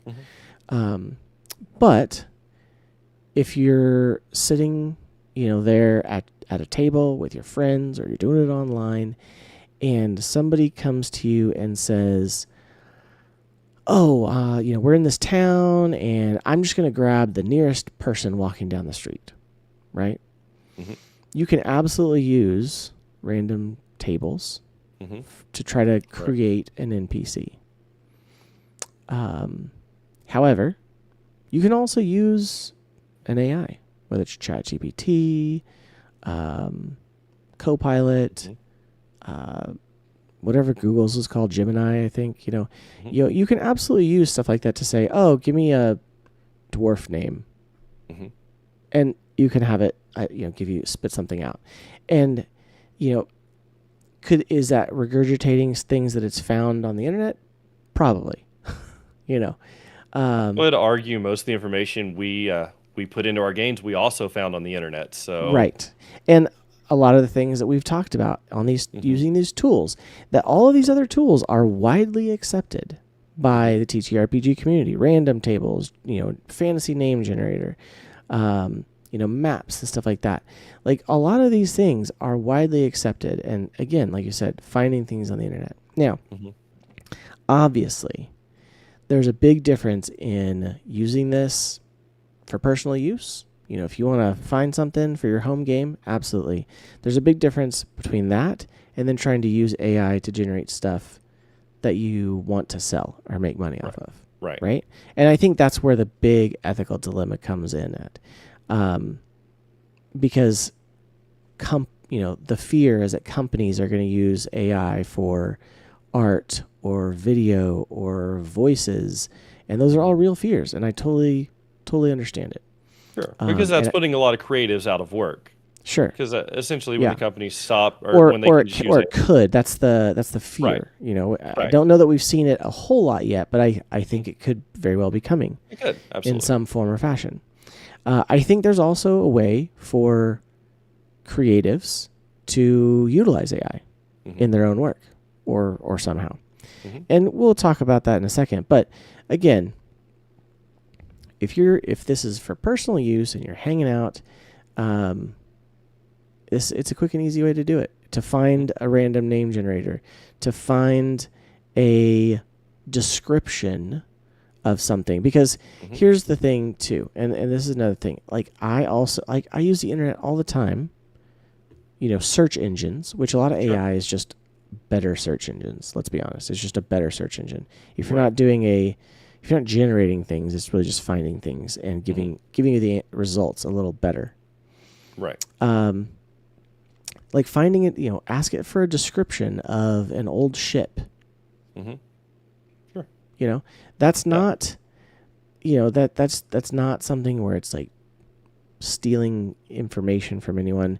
I mean, I hmm could go to thesaurus.com or pull out a physical thesaurus and try to look at alternate words for, you know, the ocean. right, right, yeah, But, if you're in the flow of a game, hmm in the session, and you don't have, like a random table or generator bookmarked that you want to hmm use, you can absolutely use that. right, It's, like I said, there's a lot of podcasts and videos out there about that say, these things are so horrible. And again, I am not talking about the ethical part of it here. I'm just talking about it as a tool for searching the internet, hmm trying to find things.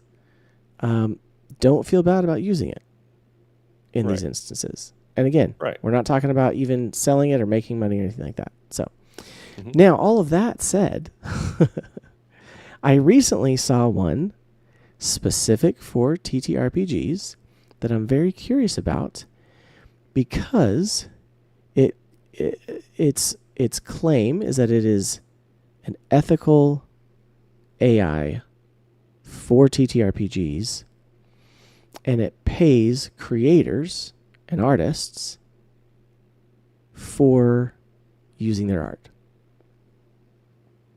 It is called Mythweaver, right, and I have not dove into it yet, hmm but I've read the internet, I've read the about section, and it's a very interesting concept, and I'm really curious to see where it goes, because I feel like something like this is going to have to be how creatives in the industry start to use AI and still use their work and still hmm make money. So this example, they talk about how they're supporting artists, and they're building a new AI and artist ecosystem, is what they claim. And the whole ecosystem is that artists are paid a commission for their art or data, I guess, if you are, sure, have some cool story or something. It's put into Mythweaver, and then it's refined and upload commissioned artwork to Mythweaver, and then when the users try to generate an image, if their art is used to generate the image, they are paid a royalty per model generated. I'm sure it's probably pennies on the dollar. Sure. But if they're paid an initial commission and then they're paid a royalty, so that every time it's used in the generation of this, that sounds pretty awesome. I mean, as a model, again, I don't know in practice how well it works. Sure, I don't know if it's comparable. No, we've not used it to this point. Mm-hmm. But I think they're trying to do what they're trying to solve the problem that many people have with AI in the creative space. And so I look forward to watching how this develops. Mm-hmm. And they, said they are licensing the training data from those artists. That's why they're paying them commissions, paying them royalties. And so yeah, I think it's really cool. But here's another thing that I would say, moving away from the creative side of AI.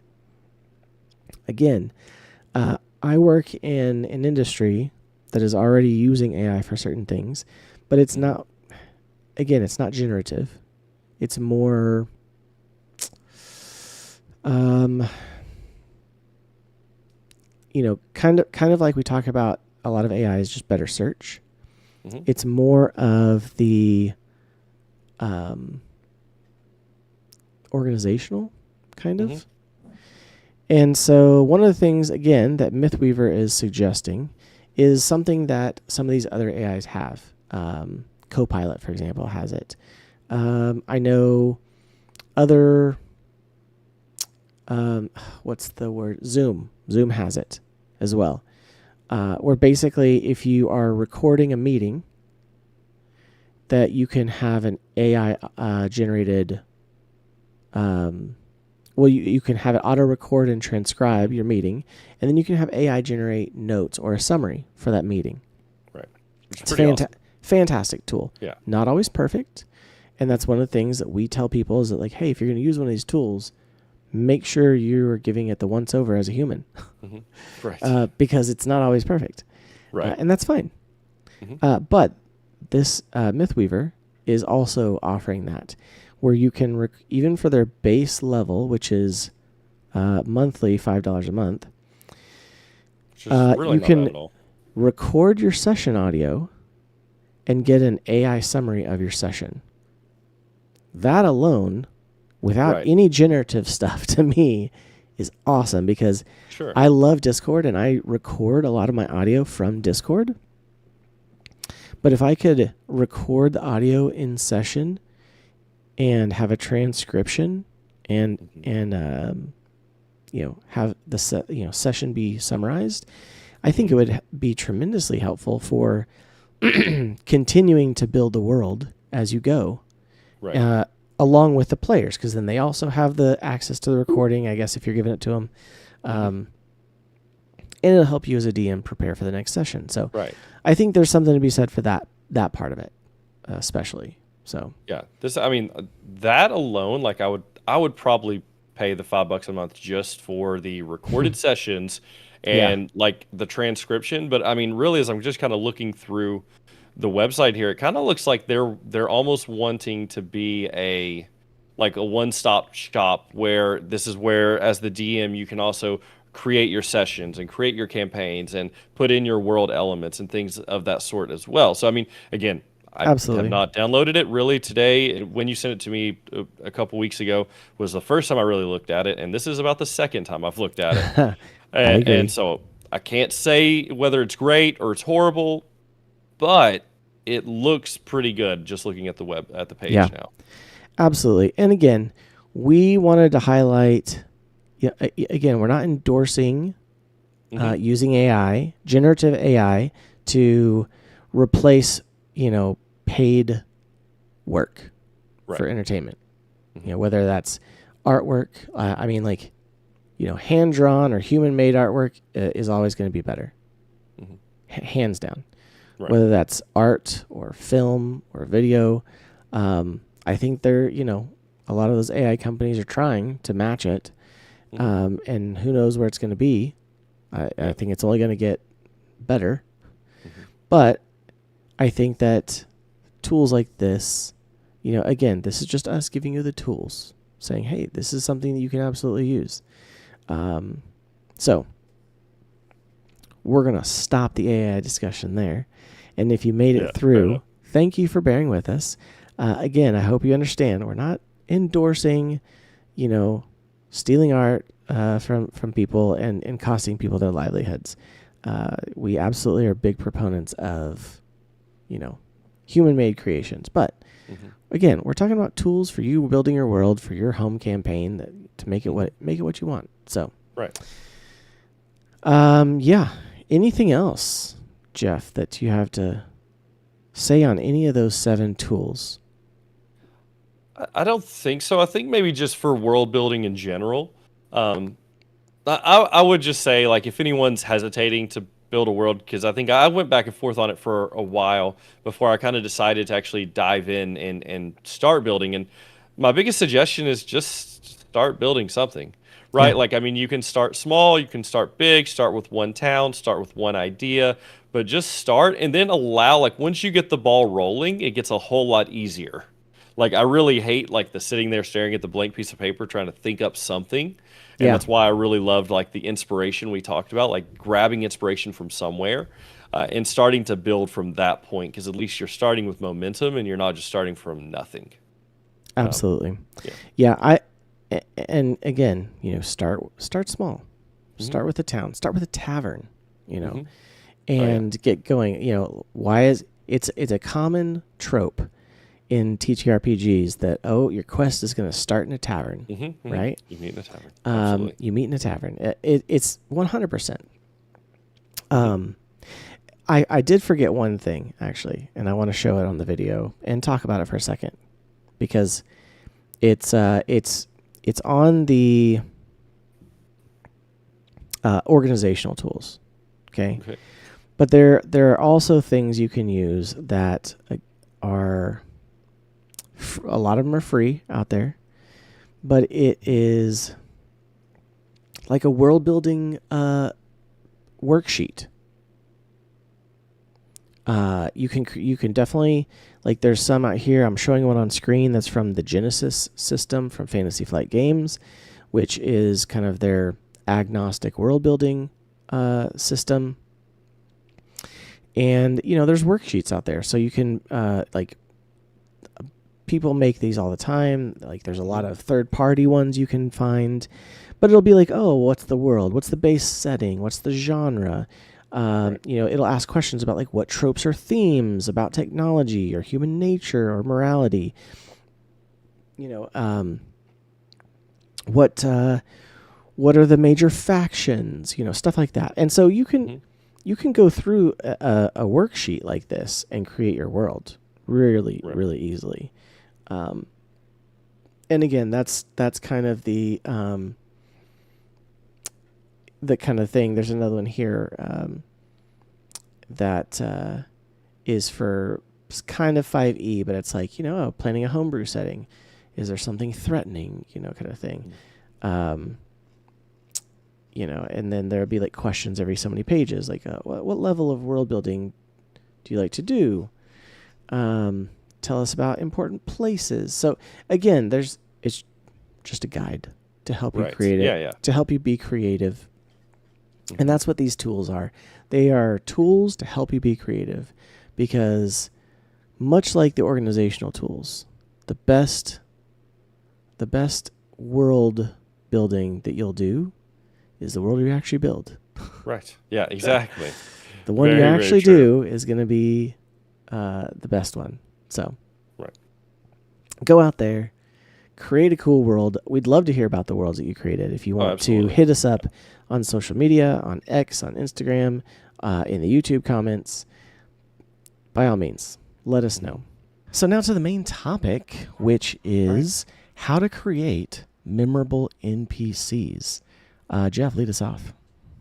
Yeah, so we actually want to take a look at 3 different categories for this, right?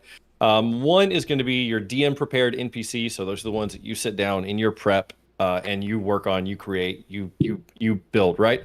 Next are gonna be random NPCs. That is the random guy on the side of the street in the back alley that your party decided to talk to, and you had no idea that they were going to talk to him, no plans whatsoever, right? And then the third is going to be pre-generated NPCs. So NPCs you can get from books and online resources, things like that.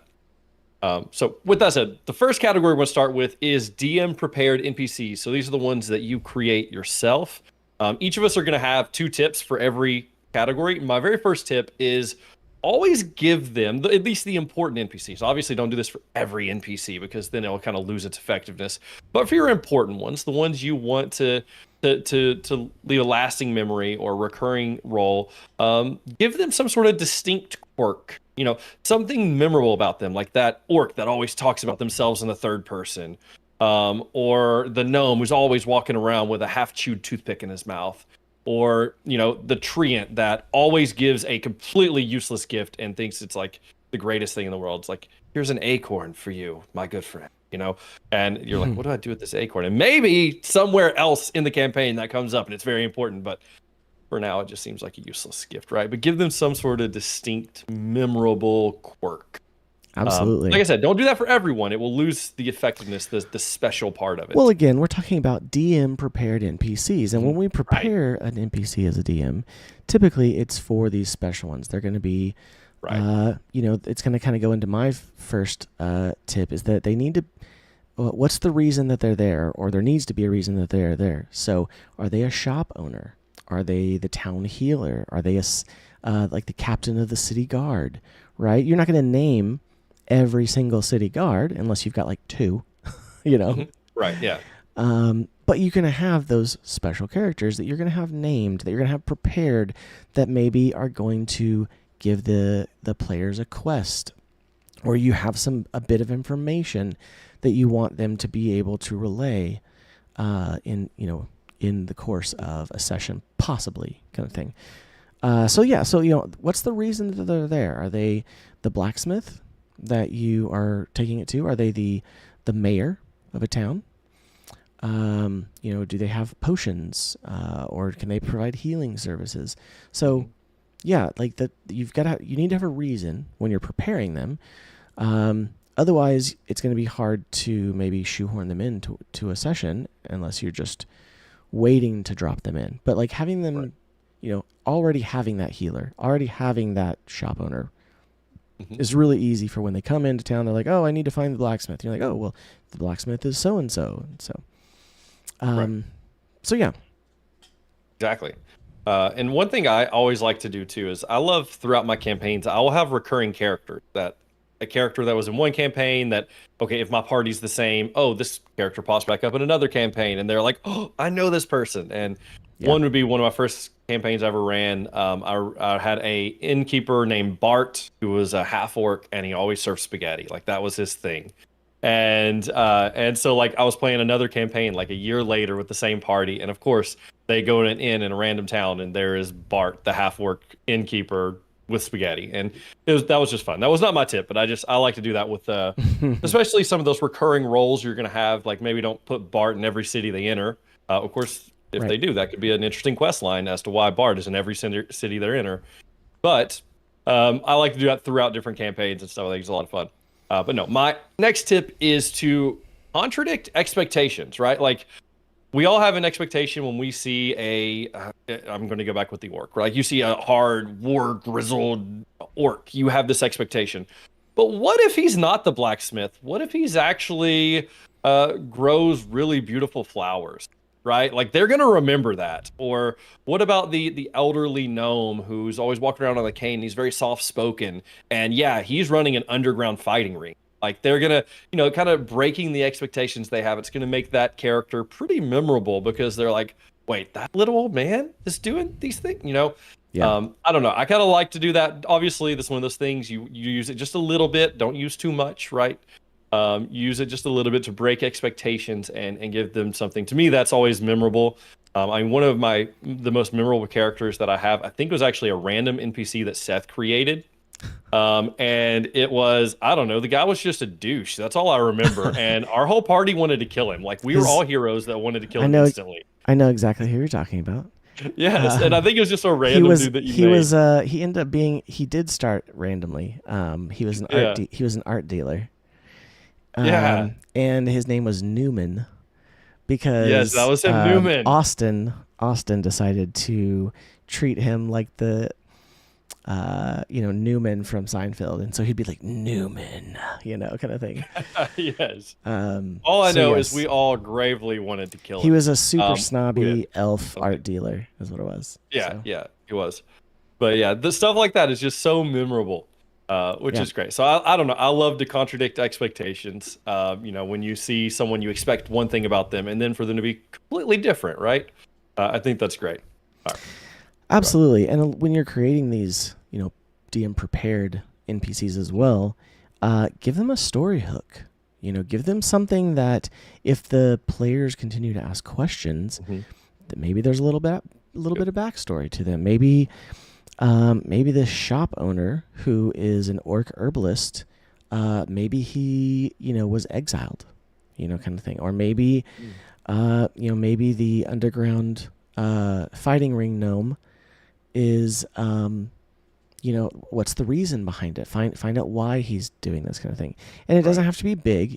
My when making NPCs, my go-to is to write like a sentence or two at most about Hmm. them as far as what the story hook is. And Right. so it gives them a little bit of depth and lets you as the DM start to make if you have that one sentence, then you have an idea where that character is coming from. And so you can make something up on the spot a lot easier if you have like a guide to start you Hmm. off with. So but yeah, let's move on to our Cool. second category, shall we? Hmm. Where it's the random NPCs. And this is often the hardest and most frustrating to DMs It is. because your players are like, I'm gonna grab just the first person walking by on the street. And Hmm. so then and then because they know that you don't have a person prepared, they're like, well, I'd like to know his name. Oh yeah, yeah, absolutely. I was gonna say you said earlier, like the players don't want to know the name of every guard. I'm like, yours don't, because mine Well, seem no. to. I'm saying don't prepare the name of every guard Yes. ahead of time, but No, I get that. It's like, oh, you're sure you don't want to go to the tavern that you were told to go to? No, no, you don't want to go there. Oh no, that would be crazy. Yeah, let's ask this guy randomly on the side of the road. Yeah. So my first tip when we're dealing with random NPCs, like which are, I will agree, these are more difficult. But I would also say these are probably more common. You're gonna have to mm, come up with just kind of random NPCs that your players want to talk to. And I think this one is a very common tip, but I've got to give it, just got to be mentioned here. Always have a list of random names.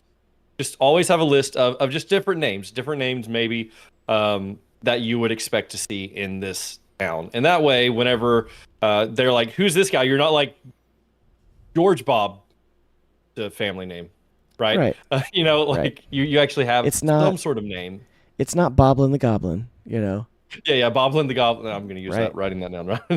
Well, that's Yeah, like the exactly. famous NPC, right?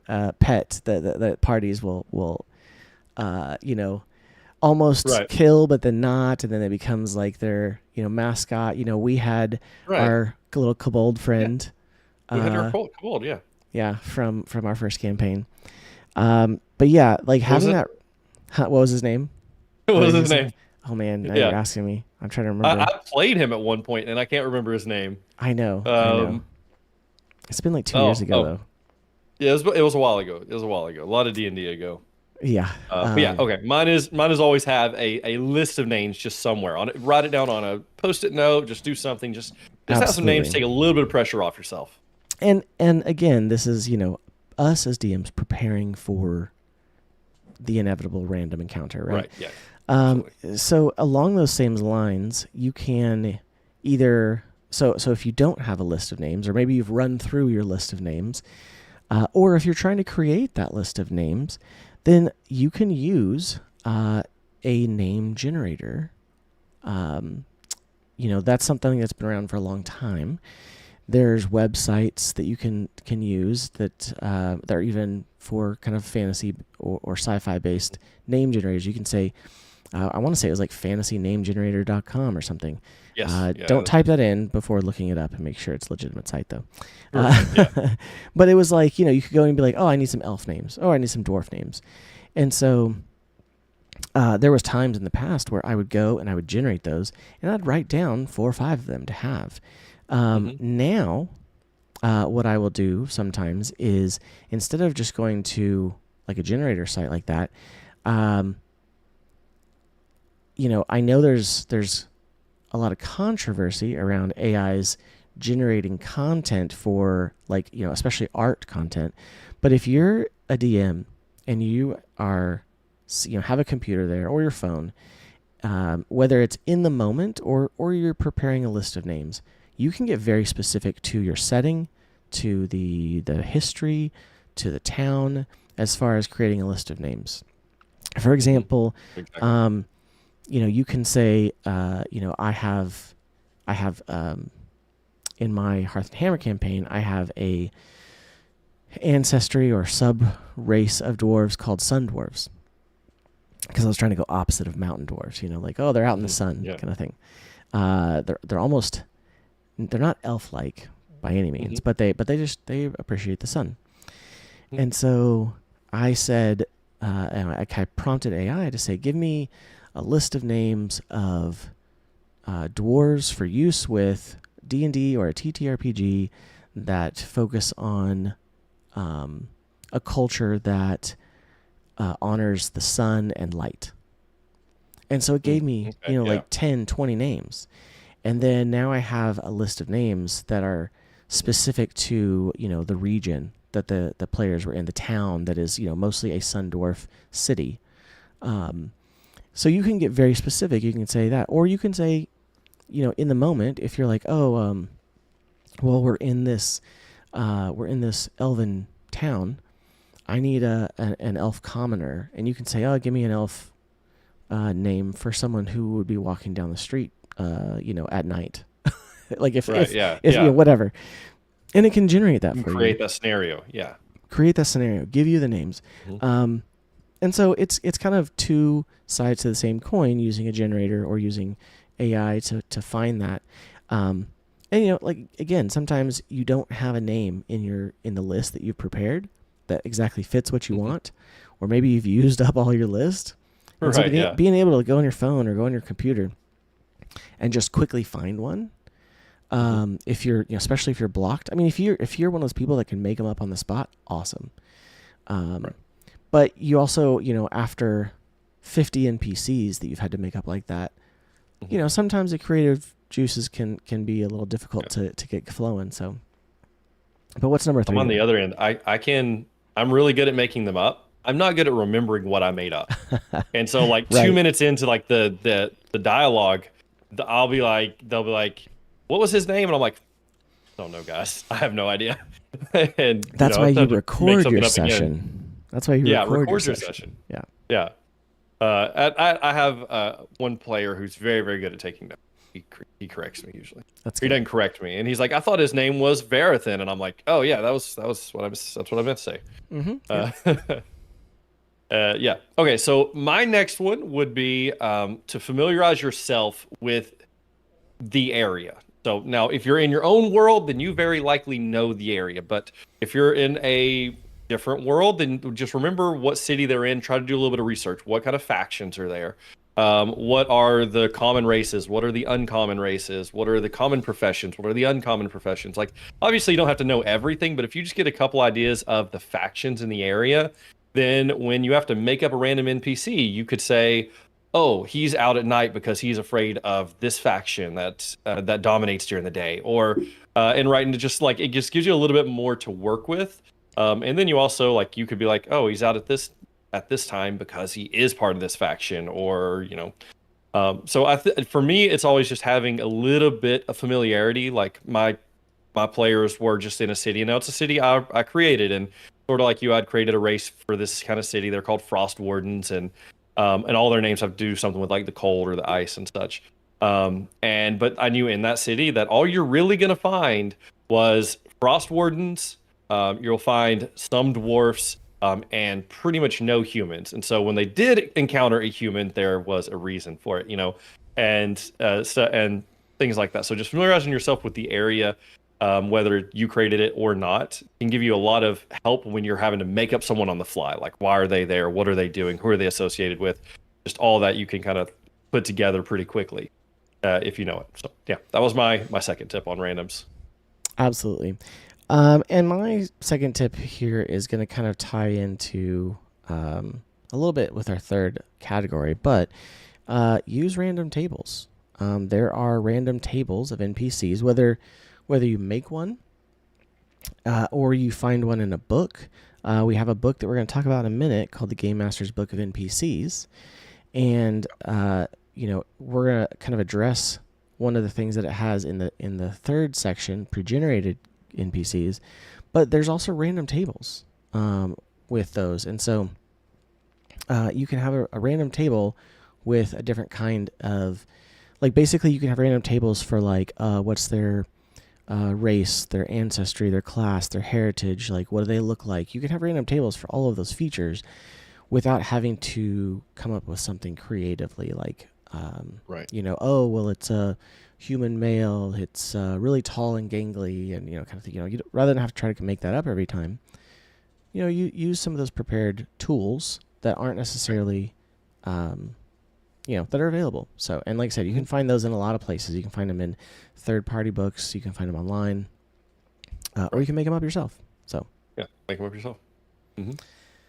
Awesome. Well, let's go into our last section, which is pre-generated characters. And when we say this, we're going to talk about more than just the ones on the random tables that I just mentioned. Right. Yeah. So my first would be, and I found this company at Gen Con this year, which was really, really cool. Showed up, like they were just hanging out over there, had all this cool D&D stuff. And it's called Inkwell Ideas, and they actually sell decks of cards.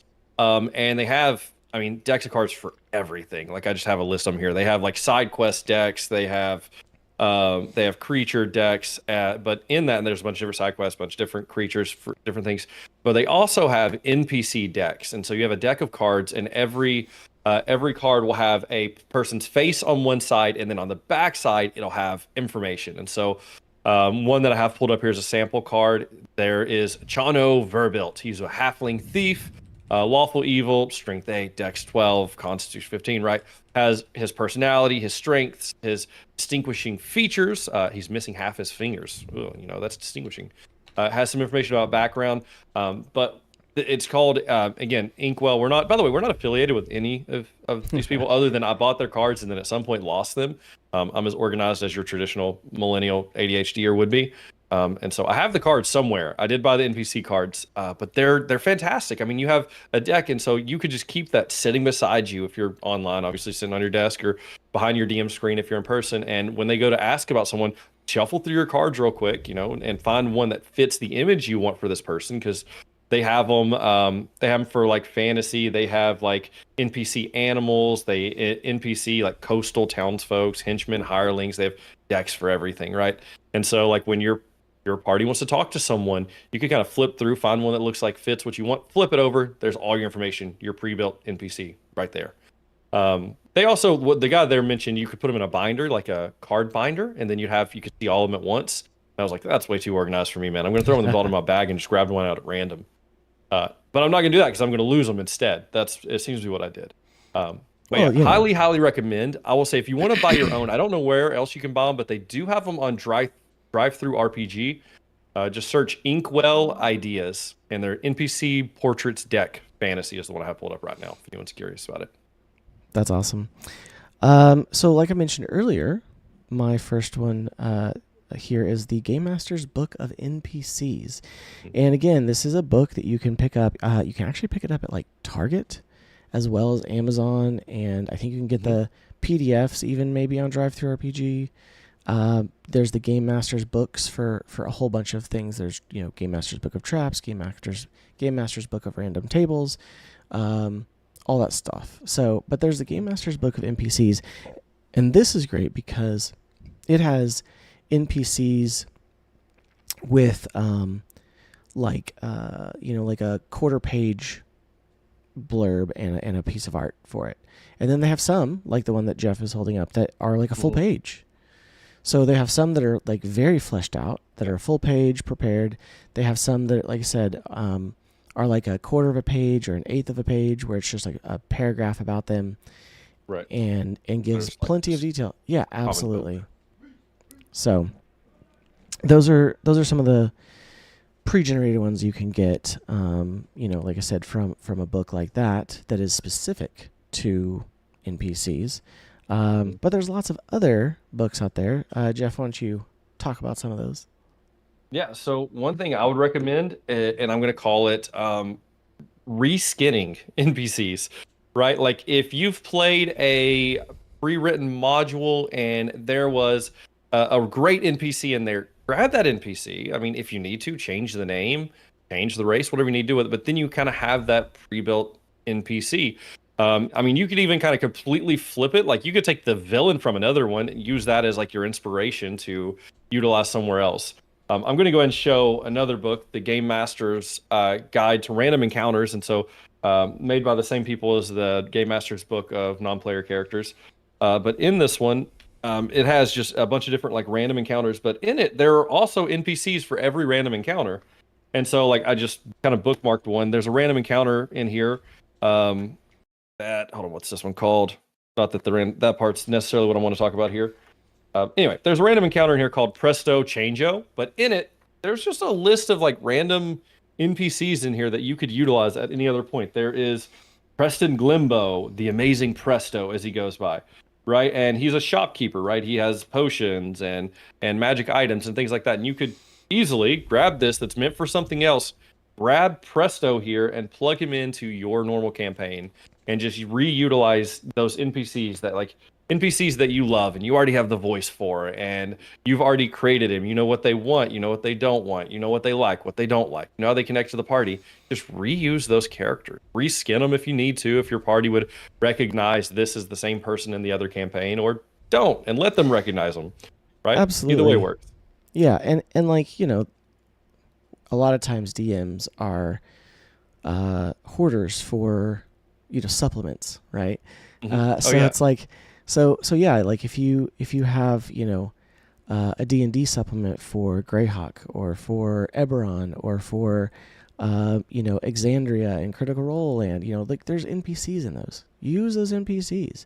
They don't have to be in that world, but you can drop them anywhere. I mean, when I did the interview with Daryl for a Time Traveler's Guide to Hunting Dinosaurs, that was one of the things we talked about, is that he first and foremost wants anything in there to be able to be plucked out of the book and dropped into our own campaigns. Yeah, so that's the thing that we're talking about here. Doesn't matter where they're coming from. My last bit is use previous, if you have done it before, previous campaign characters, whether that's NPCs or player characters. I obviously I have run two different kind of Hearth and Hammer campaign settings now. The first one was actually from what Jeff and I started with an Exandrian campaign, and then my second one I finally kind of homebrewed everything and made it my own world. But I still had a few of the NPCs and some of the player characters from Jeff's old party show up. In there. I had, which was really great because Austin was in there too. But I had his bard show up as a famous traveling bard in the tavern that they were at, and they didn't know who it was at first. And then when I finally started describing it, they were like, kind of thing. Austin, it was he was super excited. So yeah, use those characters that already have backstories that are prepared already. So, but yeah, those three kind of categories that we have are kind of what we wanted to look at today, because making good NPCs is always important for building out the lore, fleshing out the immersion of the setting that you're in, the town that you're in, the dungeon that you're in. And so, hopefully you're able to find some of our tips helpful today. Anything else you want to say about NPCs, Jeff? No, I don't think so necessarily. Just have fun with them. Create, NPCs that you'd want to interact with if you were the player, or NPCs you would want to interact with, depending on their role in the campaign.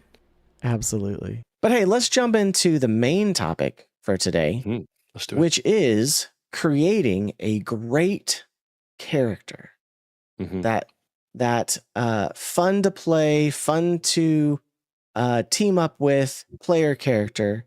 So we're not talking about NPCs, we're talking about that character. So the character, what you're going to be playing for the next several sessions, Absolutely. And like, let's be honest, creating a fun and interesting character can be difficult sometimes. I mean, even for experienced players. However, I think that, especially for new players, there is this kind of like mentality of video game character creator when they're looking at creating a character. And so we kind of want to dispel that that impulse to create a character like you are for a video game, because in tabletop RPG, there's so much more that you have to consider. In a video game, it's straightforward. You're playing by yourself, maybe with other people, but you want to be the best you can absolutely be at what you're doing. There's no down, there's no, you don't want any negatives. You just want to be the best, the best, the best to defeat all the things in your path as you go through. And not that you don't want to have those experiences in D&D or other TTRPGs, but you don't necessarily need to min-max your stats. You don't need to choose the best race, class, background combo to give you the best, skills or abilities or talents. So to be, do the most damage, be the best tank or healer. There's a lot more. So we're going to dive into that today. And why don't you start us off with number one? Yeah. So number one, and this is something that I like to do if I'm sitting down. I know that, in a week from now, I'm starting, or let's be honest, if I know about 2 hours from now, we're starting a new campaign and I haven't built my character yet, and I need to get it created, and I'm just drawing complete blanks, or if I'm creating my first character, like this is something I love to do, and that is start with inspiration. And what I mean by that is look at some of your favorite fictional or historical characters. Like, look at your favorite show, and like, I'm not saying build that character. Like, don't go and actually say, oh, you know what? In this campaign, I think that I'm going to play Loki, and you actually named him Loki, and now he's the son of Odin. And like, I'm not saying that, but look at those characters that you really like, and use them as inspiration. And so I've actually played a character that was very similar to Loki. I played him as a trickster cleric. And one of the things I like to do is I like to play the game is, what if they had a baby? And what I mean about that is take a couple of your favorite fictional characters and put them together and see what it would be like. Okay, what if Loki and Katniss Everdeen had a baby, right? Like, what is the perfect mixture of your trickster cleric and archer? And no, statistically, that is not going to be an optimized build, because you shouldn't build your cleric as a dexterous based character. But would it be fun to play? Absolutely. Could you do some really cool trickery things with that bow and arrow? Absolutely. And so like, I love to look at, like, just start with some sort of inspiration. I know there's a character I've played in like 2 or 3 different one shots now, and he's loosely based on Wit from the Cosmere books. And he's a ton of fun. He's a bard, and he smokes a pipe, and he uses magic to create imagery and stuff like that in the smoke of it. And he's a really fun character. And I did that. I started with that inspiration that I wanted him to have sort of the persona of Wit, and some of like the intelligence and the way that he discussed things of like Sherlock Holmes, and I brought a bunch of these different things together to create that character. And so I love the idea of like starting with inspiration. I don't like the idea of just playing a different character. I don't want to just play Thor. That's not fun. But I like to use, say, Maui from Moana as inspiration. Actually, I have a paladin that is inspired by Maui, and he runs around singing his own songs. His name's Keonan, and he's a Leonin, and he has a great song about that. That's awesome. Yeah, and so I love to just start with inspiration. Absolutely. You don't necessarily want to copy a character from a book or TV show that you've read or watched, but yeah, the inspiration is important. What is a character? What is an archetype that you would want to play? Do you want to play the smuggler or the rogue or the soldier or the cleric? It definitely starts with, what do you want to do? But at the same time, like we said, as we're starting off in creating a character, whether it's Dungeons and Dragons or Daggerheart or Draw Steel, one of the things that you typically start doing is you start with like stats, right? And I would say this is number 2. I would say, don't try to min max for every situation, right?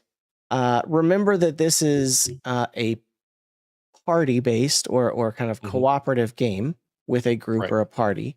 So, maybe find one thing that you want to be good at, but don't worry if you're going to be bad at something else. Right? You don't have to.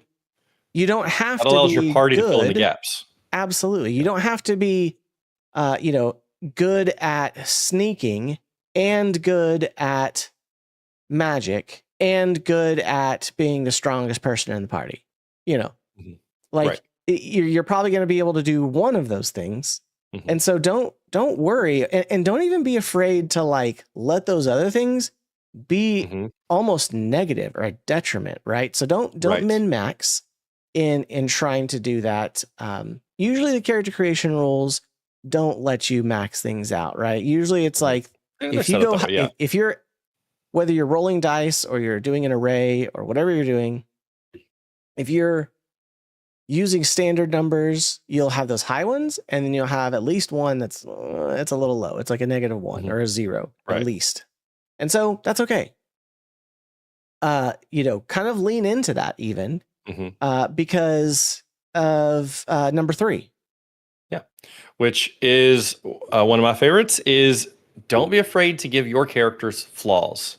Right. We're not creating All Might here. Like, we don't need a character that is good at absolute everything. In fact, if you had a character in your party that was good at absolute everything, that would be incredibly boring for the rest of your party. Right. We need to allow our rogue to do rogue things and our ranger to do ranger things. And we need to allow the cleric to do cleric things. We don't want our fighter to just be good at everything so that no one gets to do things. Right. And so we should give our characters flaws. And like, this can be absolutely like, okay, yes, my orc fighter, he has a -1 to intelligence and he lets it be shown. All right. Yeah. And like, there are those flaws where it's like you actually live up to your stats. That's a lot of fun. But also you can give your character RP flaws. What if I'm just going to go a little bit funny and also a little bit dark here? Like, what if your orc fighter actually had experienced something really tragic as a child and he's afraid of colored liquid? Okay, now he's terrified of potions. He's terrified of blood. If the barkeep hands him the wrong drink and it's not water, like he throws it to the ground. He runs, just flaws like that. Now, I like flaws up to the point that they're not a detriment to the rest of my party. At the end of the day, if your character's flaw is he doesn't trust any orc he sees, he kills, and then you have an orc join your party. Well, I mean, it depends on how much of a detriment, right? I mean, so like I have an example that I love, and it's one of my favorites. A friend of mine, he was playing a Dragonborn Paladin. Okay. And he created him with a couple unique flaws that I had, loved. One, and when I say flaws, like he definitely had a low score for some mechanical stuff, but those RP flaws that you're talking about, he had 2 specifically that he wrote down and he committed to them. And one of them was that anyone who had a crossbow, he attacked no matter what. Okay. He was like, had this traumatic experience or something with crossbows. He hates them. He attacks them. 2, anytime he goes into combat, he yells, "For justice!" and then he charges.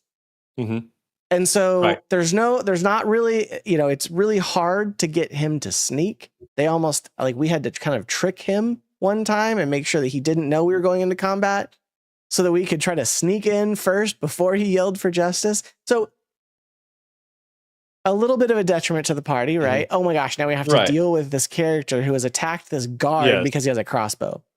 Right. But that is also an RP challenge, right? That is also something that is fun and a little unique and silly, but at the same time, you could see somebody having a tick like this, Right. having the, you know, the having the flaw of, you know, committing to something like, you know, always shouting when they go into battle. Oh, yeah. Kind of thing. So yes, No. Pax don't be Telemanus. I love Anyway. it. I love it. No, absolutely, and I think that you can have things that are a detriment to a point, and I guess where I struggle at on that is like creating a character that steals from everyone. Well, you're not gonna have a great party if you rummage through the barbarian's pockets while he's asleep, right? Like I would say don't like that. Instead of a detriment is a little bit worse than just a challenge, right? So right, yeah. That a challenge to the party is good. A detriment, I think, it makes it not fun for other players. Antagonistic to the other party members. Nobody ever wants to play with someone who's antagonistic to the other party members. Right. Very rarely, I would say. Very rarely, yeah. And so I would just say, and honestly, that is just also knowing and regarding your table. Maybe your table does like that, and maybe your DM allows PvP at the table. I don't. That's one of the things I cover in session 0. Is there is no PvP. You will never make a roll against another player, and that's just trying to keep the party together, type of thing. But your DM may allow it. Your DM may encourage it. You might be the DM and like, yeah, fight it out, roll the dice, see what happens. Yeah, you know. And so really that is, again, going to go into the party you're playing with and stuff. But flaws ultimately are going to be a good thing. They're going to be fun, for sure. Yeah, absolutely. So yeah, number 4, consider how you want your character to grow. Whether that's a subclass, whether that is how you want them to, like if there's a particular spell that you want to be a part of their repertoire for something in their background. You know, maybe they're a wizard, but you don't want them to use fire at all. You know, so how do you build that as you grow your character? Not just mechanically, but also RP. You know, what is the backstory? How do you tie that in with the rest of the group? How do you communicate that? You know, make sure that you're communicating these things with your DM and your party as well, by the way. But yeah, how do you want it to grow? How do you want them to level? How do you want them to, and sometimes these things change for sure. You know, that's why we have, you know, multi-classing. That's why we have decisions that get made down the road as you build a character. But yeah, consider where you want your character to go. Yeah. You know, obviously, if you're building it for level 1 or level 3, because that's sometimes we start at level 3. Right. You know, that's great most of the time. But let's you know, where's it you want to take the character? What do you think that, you know, does he want to be a master swordsman? Does he want to be the most learned wizard, or is he just trying to survive? So right. Yeah, and I think absolutely. And one of the things I want to kind of add to that too is find story elements that make sense for like your character's advancement. Like that's one of the things always like, okay, my character got a new spell. Is there any kind of like story element that I can bring into it? Why that spell? Why does he go that direction? Like I had a life cleric that started to draw in from necromancy. Why? What was going on? Where does that come from? And that all kind of affected his story and things of that nature. Absolutely. Okay. But yeah, so you know, that's number 4. Consider where you want your character, how you want your character to grow through the campaign. But let's look at number 5 here. Yep. And so this one is one that I get all the time. I play with a lot of new players. I get a lot of new players into the game. And I get a lot of people that tell me I'm not creative enough to play D&D, or I'm not creative enough. You know, I can't think of things like that. And so one of the things I would say is determine your level of role play comfort and then build accordingly. And now this is what I mean by that. If you are new to the game or you don't feel comfortable with an accent or pretending to be a bad guy or a good guy, or being, if you don't want to like role play as someone else but you just want to start playing the game, then I would encourage you to build a character with the same persona that you already have. And I mean, actually, my very first character, Jace Faraday, that I played in Seth's campaign when he introduced me to D&D. I played Jace for over 2 years. Jace Yeah. was fully based off of my persona. The decisions Jace made were the same decisions Jeff would have made. And so like I really didn't have to think all that out there because Jace was based on me. And even as it got into some of his darker stuff, that was still based on me. And so like if you're one of those people, it's like, oh, I don't know how to role play or I don't know how to think like this person, just to get started with the game. And then maybe you can venture out from there because I've ventured out in all kinds of characters since Jace.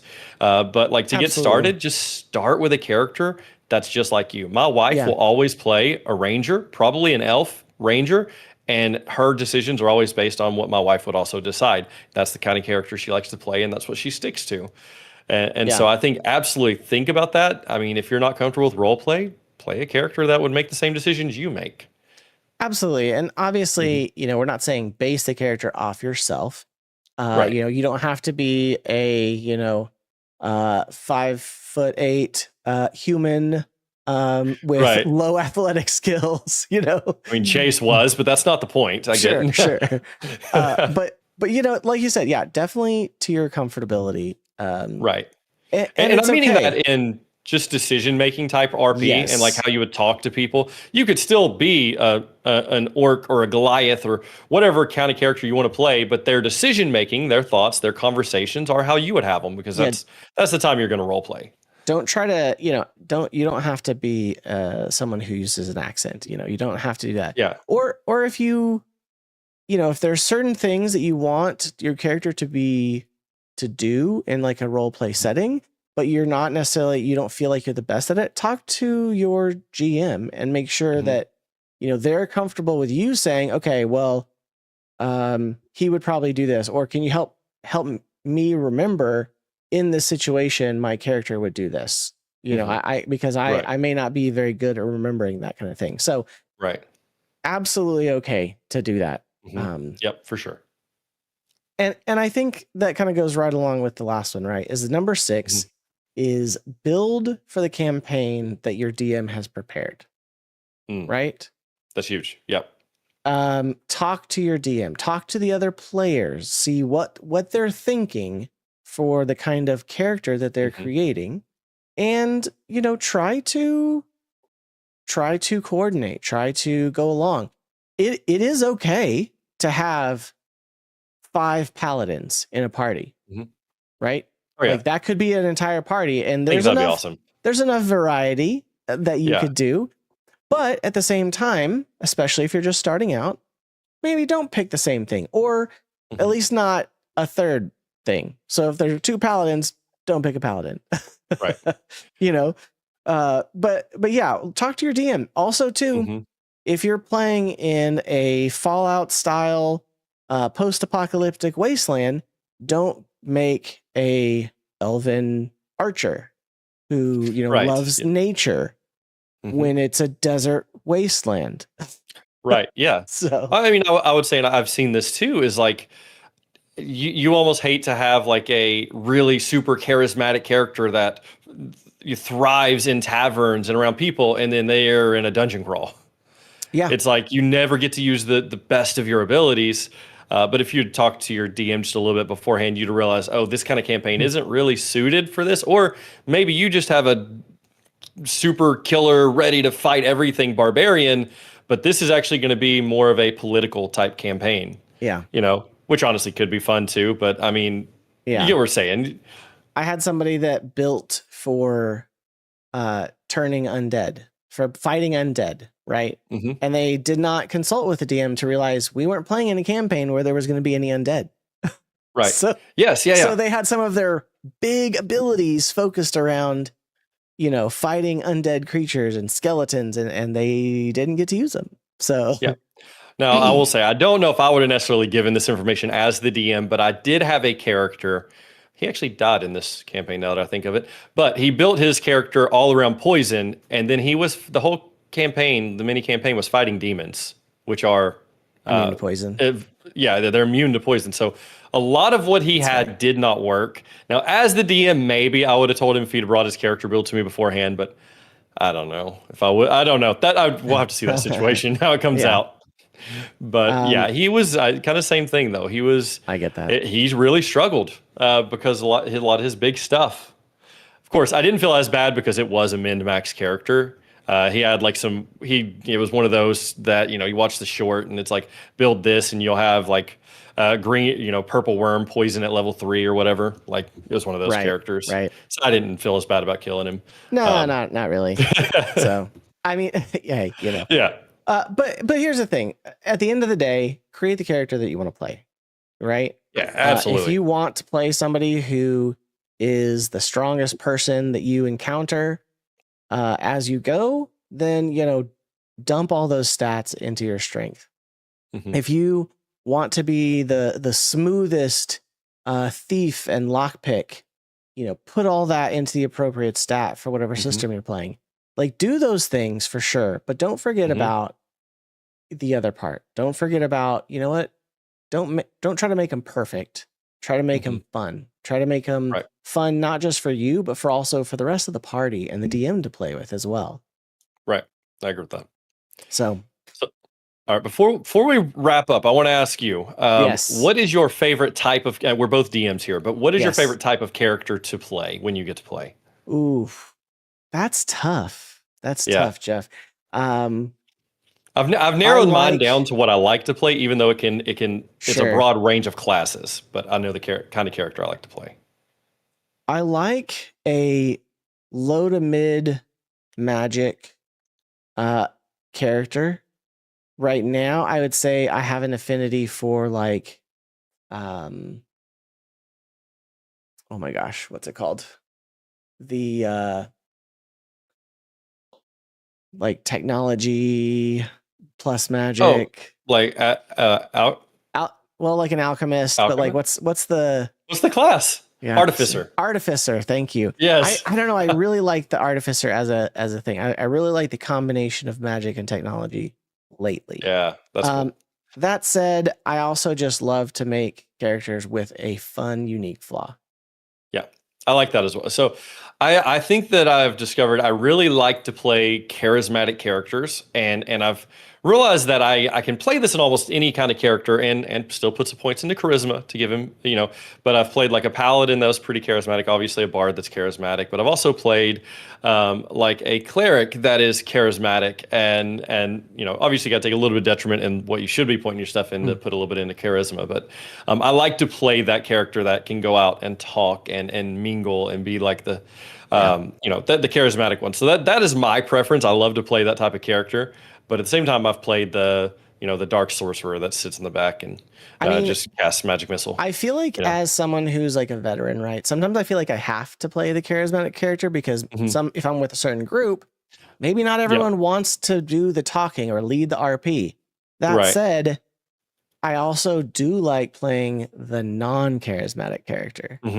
So a character who like I've had several where it's like, they don't know social cues. And so because it's a little bit of a challenge, right? Like instead of being charismatic, what would they do that would be super awkward in this moment? So I do like that a little bit. See, I've went a little bit honestly the other way. I've played a character. I can't remember his name now, but I played him in a one shot or a multi shot, and it was like he like in his town was like famous, but he thinks he's famous everywhere he goes. So when people walk up to him, he'll like sign his name on their arms and stuff, and just he's. He wasn't always liked by most people, but he was fun to play. That's okay. It's fun. Awesome. Well, that is our look at 6 tips for creating a great character. The wide majority of us, are not nerdy professional voice actors, right?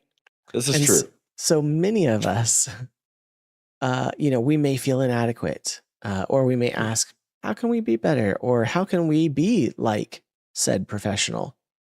Take your pick. There's a lot of them out there, not just the ones from Critical Role. Right. The reality is that we don't have to be like the professionals in order to be a good role player at the table. And so that's what we're going to talk about today. Yep. We're just going to, have a little discussion. And for me, Jeff, and I think probably for you too, I think a lot of it starts with character creation. Mhm. When you are designing your character, when you're describing what your character looks like, make sure that you're describing them not just to the table, but also writing it down in more detail. It'll help you role play them better. It'll also help if you think ahead of time of, do you want to try a funny accent? Do you want to have catchphrases?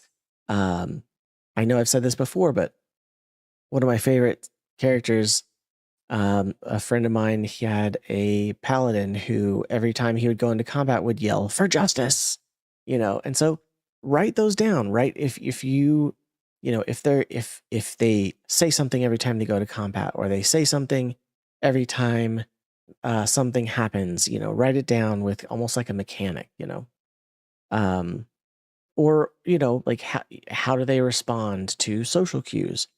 Do they, are they good at it? Are they bad at it? Mhm. Just describe it, even if it's just in writing for yourself. Right. Think about those things ahead of time.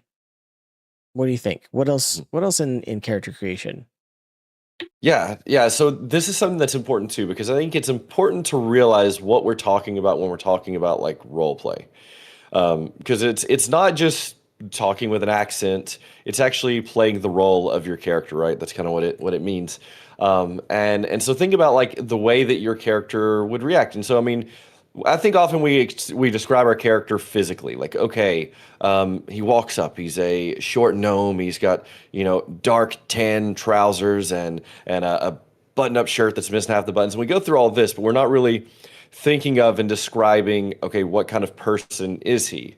Is he excited? Is he mad? Is he right? Like we're think about his background a little bit, and that's like, Yeah, okay, does he come from a good, loving home? Was he raised by dwarves? Was he raised by wolves? Right, because that's now going to affect the way that you I mean, play it's that better than being raised character. by dwarves. Yeah, right. Sure. Right. I mean, a gnome raised by dwarves, it could, be interesting. He didn't know until he got bigger. But right. But like, think about those things. Just a little bit of the background, and it doesn't take much. A lot of this can be developed as you're playing the character. Yeah. But like, start with some sort of background, and then just kind of your initial thought is just like, okay, how would he act? How would a gnome raised by dwarves act? Like, was he picked on all the time as a kid and now he's really defensive? And like, he was called tiny or like he couldn't handle his meat. And so like he double drinks like what everyone else drinks because he's trying to prove himself all his life. Like, that's just the little things that we're talking about when it's like playing the character is like, think a little bit deeper, not necessarily just how you would respond, but how your character would. And Yeah. so I agree. I think a lot of that starts with character creation, but I would say a lot of it starts in the backstory of your character. Yeah. And I've DM'd long enough now that I've had players that like send me a book for their backstory, and a few characters are like, my guy woke up in the woods and has amnesia. Make it up as we go, And like I've seen both extremes, Yeah. but I recommend at least writing a few things out because that's going to influence how you actually play the character. Let me guess. Reborn has done both of those things. Yeah, pretty much. Yeah, Yeah. he's done Yeah. both those. He's given the novel, and he's also been like, I don't And he's know. also like, I don't know, Yeah. man. It's He good. doesn't remember anything. I love you, Reborn. Yeah. All right. Well, I think another good thing to think about is speaking as the character, not for the character. Ooh, yeah, And that's what I good. mean by that is, rather than say, and a lot of early players speak for the character, meaning they Hmm. say, well, I'd like to say this. Hmm. He would say this. Or She would say maybe I this. would say this. Yeah, she or he Hmm. would say this. I want to talk to an NP. I want to talk to a villager. Well, what do you want to Hmm. say? Well, I want to ask him for this. Yeah. Okay.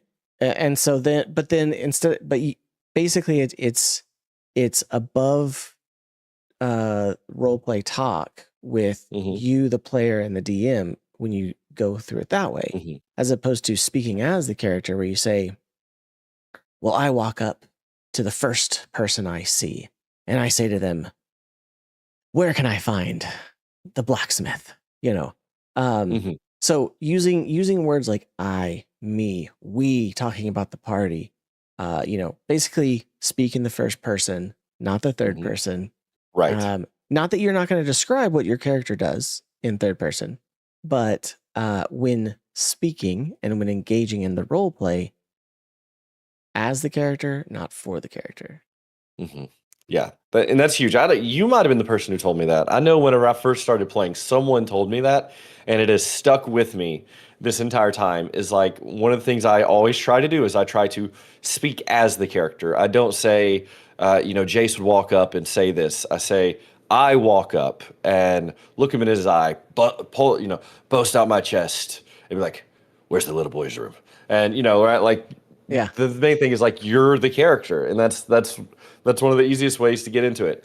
And Yeah. and one thing I would kind of add on to that too is like don't don't think that you have to be like great at accents. I think accents are fun. I do them, and I'm really bad at them. But you don't have to be great at them. You could honestly just walk up and be like, "I speak in a low, raspy tone. Where's the bathroom?"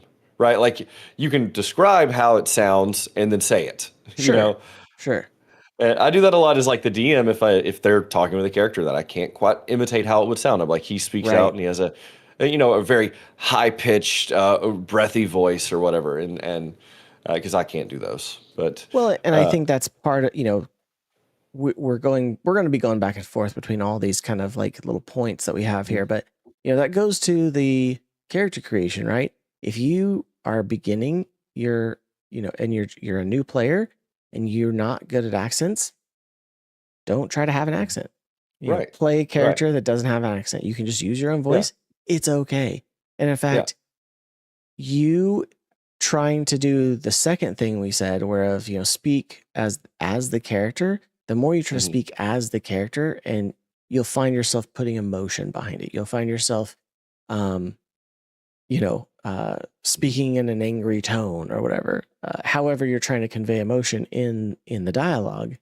Um, so that's like I said, it's something that is a challenge, but the hmm, more you do it, um, yeah, right, you can absolutely start to do that. And like I said, yeah, don't feel bad about not being able to do accents. I mean, like I feel like I'm yeah. okay at them, but honestly, the more that I like, the longer I go into certain accents, sometimes I feel like that starts to kind of blend into all the Oh same yeah. accent.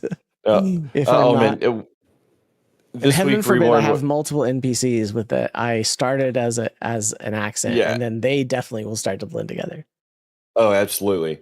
Yeah, no, that's the hardest. That is difficult, and I've had to do it several times. Is like I'll have two NPCs in the scene, and there's a moment where they have to talk to each other, and so then I'm having to like switch Yeah. accents. And if they're too close together, you're never going to tell what they are. Yeah.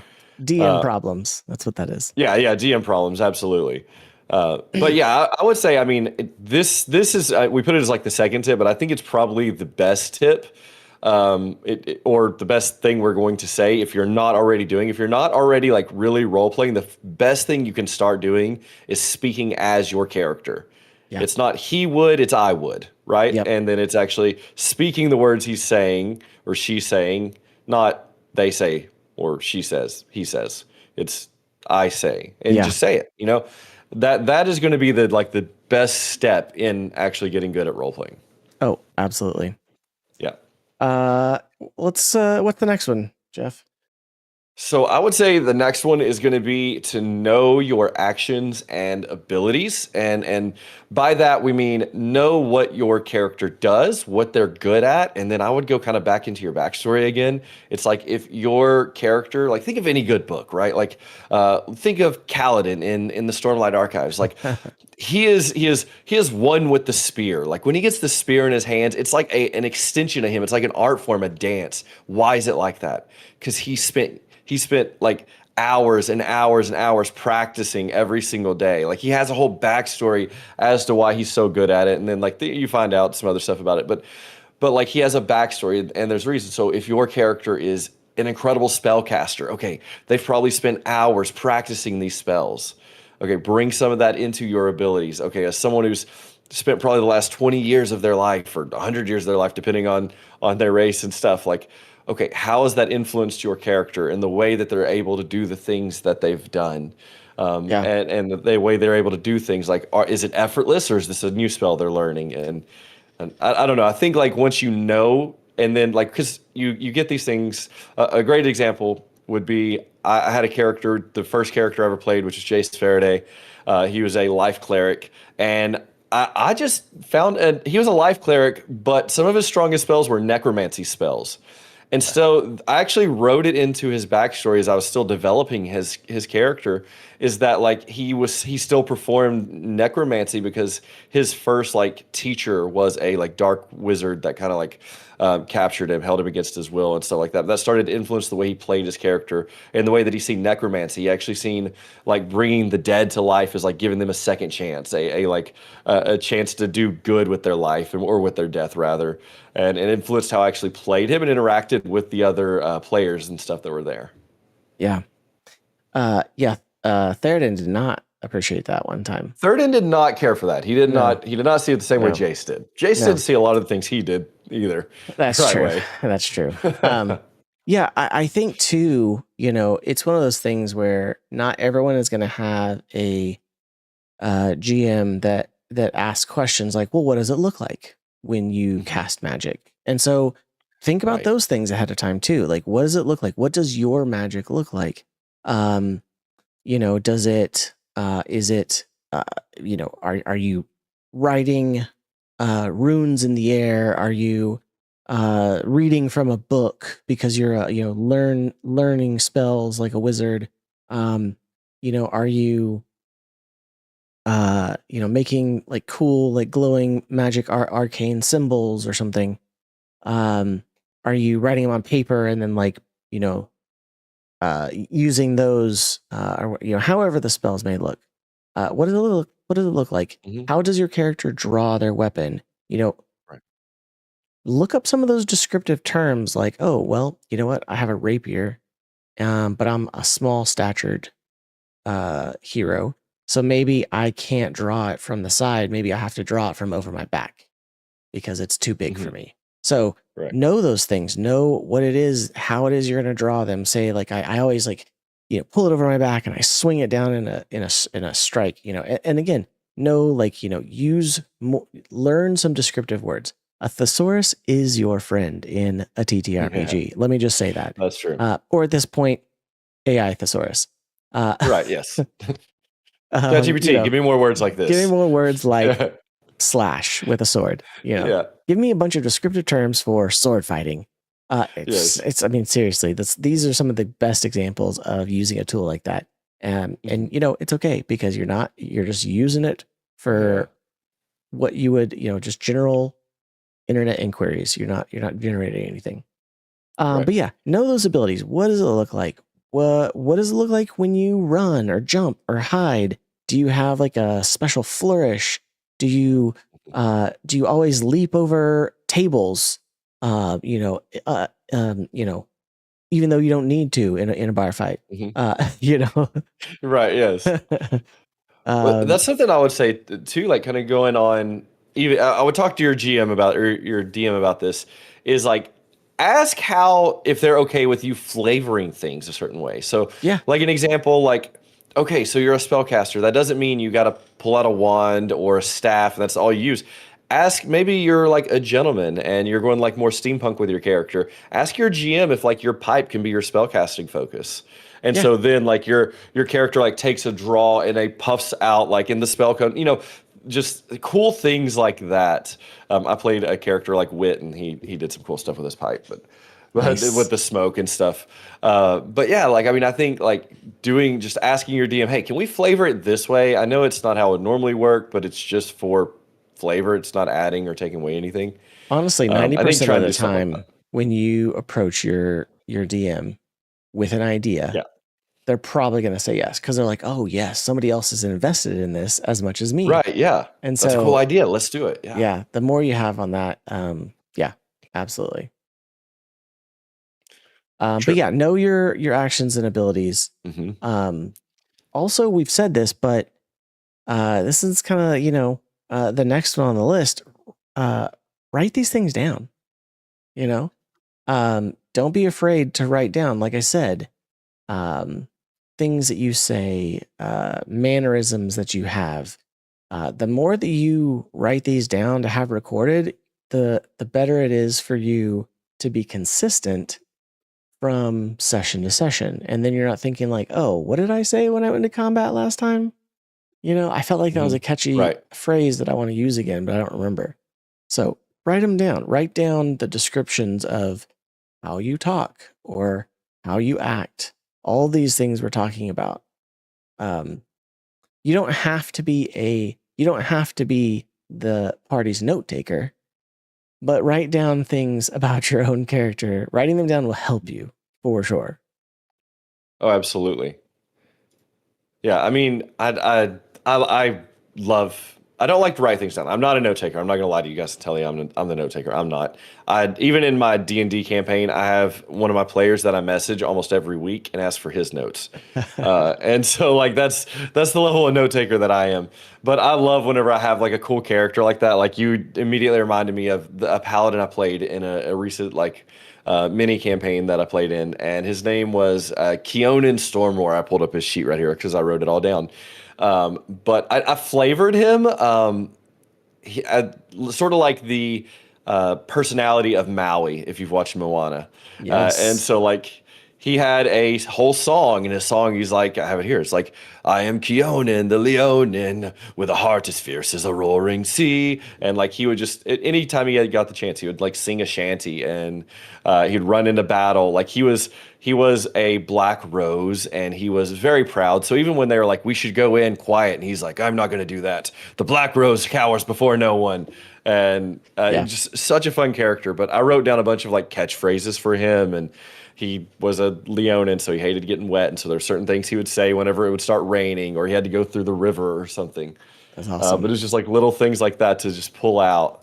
And then you just have like a little notebook of fun stuff your character would say. Yeah. Absolutely. Absolutely. These are just, ideas to help you be better at it, Mhm. and that we have found have been helpful for us for sure. Yeah. And I'll Um, say this one's really good from like the DM side too, is mhm. I'll have my NPCs and I'll have a lot of catchphrases or maybe just mannerisms they frequently do. Like they frequently talk in the third person. And so I'll just have a bunch of sentences where they've referred to themselves in the third person, or when they interact with this player, this is how they have, affinity for this player, but they don't like this one. And so some first things they might say back and forth to them from Yeah, just a DM side is really helpful too. absolutely. What's next? Next would be just ask for help. This is one of those things. Ask for help. Practice. Um, I've done both these. I know whenever I first started playing, I had like an ongoing DM with Seth here, like asking about the game and different things you can do or can't do. And I did watch some like RP videos to see how to actually do it and stuff. And when I first started playing, it was super awkward. RP is now my favorite part of the game. That's why I'm Oh really yeah, bad at like play tests, is because I still want to do all the RP stuff. And the RP you can't really test. It's the same in every system, okay? right. For the most parts. Yeah, for sure. But it's like, but I still want to do it because it's my favorite part. But I will say, and this is probably not applicable to everyone, but especially I do this more as a DM. I guess I do it some as a player too. But like I'll be riding in the car with my kids, and I'll be testing out like voices and like Mm. pretending to be different characters, just my kids. So like my kids love Keonan because I'll pretend to be like, we're driving down the road and I'm like playing Keonan, and he's like singing a song and like responding to them like a Leonin would. And so I love to just like kind of play with voices and do things like that, and my kids have a good time with it. And sometimes they're like, "You sound like a girl," and I'm like, "Well, you sound like a girl," and, and stuff. So that's something I like to do. It's fun. Yeah. Um, no, absolutely. And also too, I kind of said it, but ask for help. Ask for help to practice, Hmm. whether it's with your DM or another character, a player character. Um, it doesn't have to be all about practicing, a voice or something, right? Hmm. Right. That's absolutely going to be easier if you've practiced certain words or certain catchphrases. But if you practice doing role play, right? Saying like, "Hey, all right, so and some of this practice will be in game, right? Hmm. But practice it like say, "Hey, you know what? I think I might have something to say," and then, Hmm. you know, go into it. Don't feel like you have to wait for the DM to initiate Hmm. these RP moments, especially if you're in the flow of a story and you see a good opportunity. Um, you know, and like I said too, ask other players like, "Hey, I want to do this. I want to RP this moment in the next session. Can we like maybe have a time to do that?" Or ask the GM, "Hey, can I want to talk to this one NPC because I feel like that maybe they're part of my backstory." So, like I said, ask and practice, talk it out, write out some things you want to say. Um, and that'll be huge. So Hmm. Yeah, no, that's great. I mean, I I don't know. I'll drive around in my car and stuff and like practice voices or the way that a character would respond to different like things that I think may happen in a session because you kind of always set yourself up. Oh, we ended off here. We're probably going to encounter the big bad in our next session. What am I going to yeah, say to him? Like, what would Jace say or what would Keonan say? And it's very different based on the character I'm playing at the time. But yeah, and just kind of play through those situations in your head too, and try to get yourself in that. And that's actually something I would recommend too. Is like even when you're not sitting down at the table, think through what happened and be like, oh, could I have played that a little bit better? Like, yeah, would my character respond? And I guess I'm also going to add on to that and be like, again, this is all for fun. None of yeah. us are getting paid to do this, No, not but at all. like, if you want to No. get better at it and you want to have more fun with it, just think about those things. Like, okay, I know in this next session we're going shopping. What would my character be looking for? How's he going to respond when they try to overcharge him, or would he say anything at all? Like, or would he just pay the money, or is he frugal and he's going to save all his money? Right? Yeah, Just try to think through those things that are coming up as well and how your character would respond to it. And then when you get in the session, do so. Or maybe once you're in the session, it all changes because there's another variable thrown in that you weren't ready for, and you got to like, think on your feet, yeah, and all that comes into play as well. And that's stuff you can't really practice for. You just respond to, and that's the fun of a game like D&D or other TTRPGs, yeah. is you can't always plan it out. And that's really the last thing. What you said, just do it. In the Hmm. session when it comes up, join in. Right. Hmm. The more that you play and spend time with a character as a character, not just talking about your character, Right. uh, the more comfortable you're going to be, the better you're going to be at it, and it's gonna come together. And a lot of times, that's where a lot of fun comes. Getting together with friends and telling a story, but as the character, pretending, right?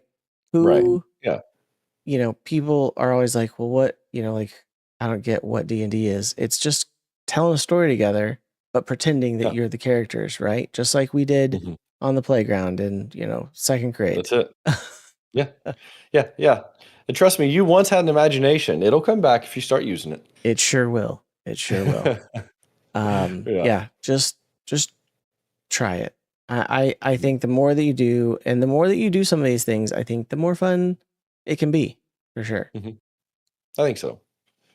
I mean, So I don't know, and I'm not going to say this as an overall statement, but most of the people that I've played with after they've gotten to playing quite a bit, like the RP of it, and that's not always the talking moments. Not everyone loves those, but even the RP of combat and the RP of like the puzzle solving and stuff like that, RP becomes one of their favorite parts of the game. And I think honest yeah, for most of us, RP is what separates TTRPGs from playing World of Warcraft, right? absolutely. I mean, like I said, you can absolutely min max your character, right? We talked about it in our last episode about character creation. You can min max your character. You can try to pick Hmm. the best race, class, background combo to get all the exact feats and such that you need to be the best ranger, archer, Hmm. that you need to be, or the best wizard that you need to be. But a lot of times it's more fun when you don't.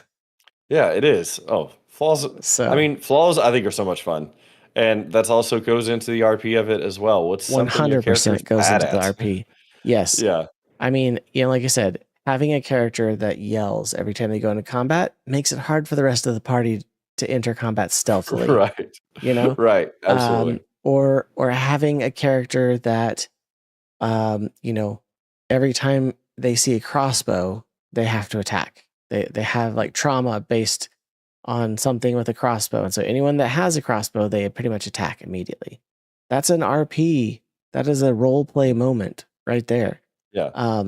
Or having, like I've done one where I did not know social cues with a character. I basically used my charisma as a dump stat. So I was like an 8 or 7 or something. It was horrible.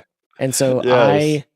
I would intentionally be like really obtuse when like an NPC or another character was talking, and just act, and I would just be like, that would probably go over my head. And I just would like, ignore it and just like maybe say something else. So the flaws help make it more fun, both in the character creation and in the role play. Yeah.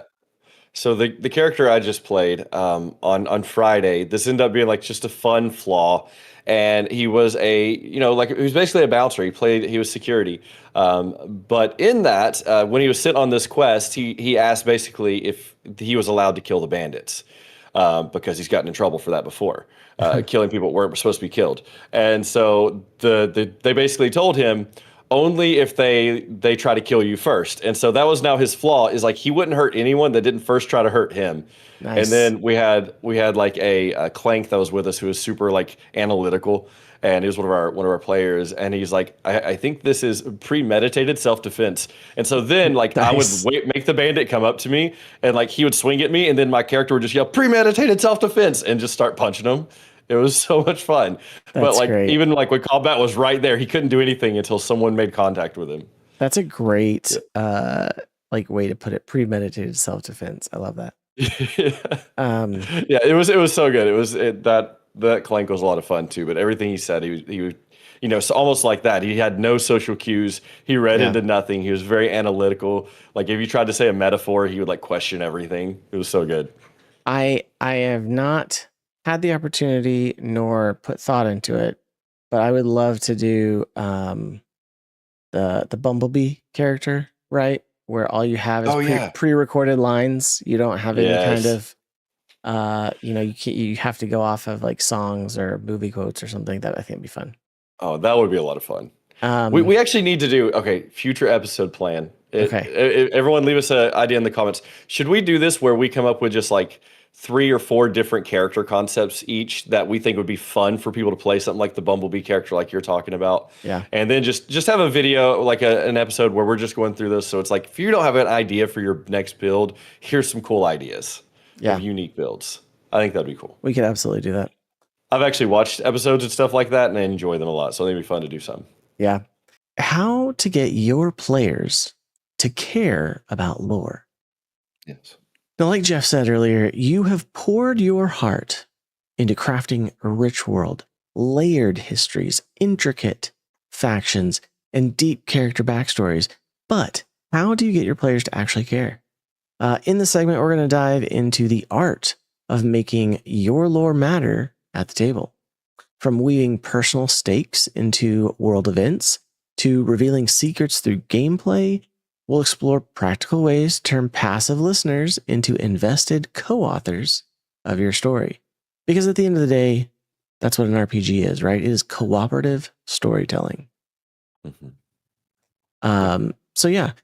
But let's get into it. And Jeff, why don't you start us off, and then we'll go through that. Yeah, and if I'm not mistaken, we have 8 of these, right? I think we do have 8 of them, yes. Yeah, perfect. And by the way, anyone listening, I don't normally sound this phenomenal. I'm battling something, and I have a voice, but I got a little bit of tea and honey and root beer. We'll make it through this. So yeah, the first thing would be to create some sort of lore primer, and this is actually one thing I've really loved with Daggerheart. I've been playing a lot of Daggerheart, and I love campaign frames. And the idea of a campaign frame is it's like this small document that has a lot of the lore and things that are needed, and a lot of them. So we are playing in the Witherwild right now, which is a campaign frame in Daggerheart, and I actually was able to craft up some pretty easy primers because this is completely new to my players. Like the Witherwild is unlike any scenario or place that they've played in or world that they've played in. I mean, in the Witherwild, you have 7 days of darkness and 7 days of light, right? Like that is the day-night cycle.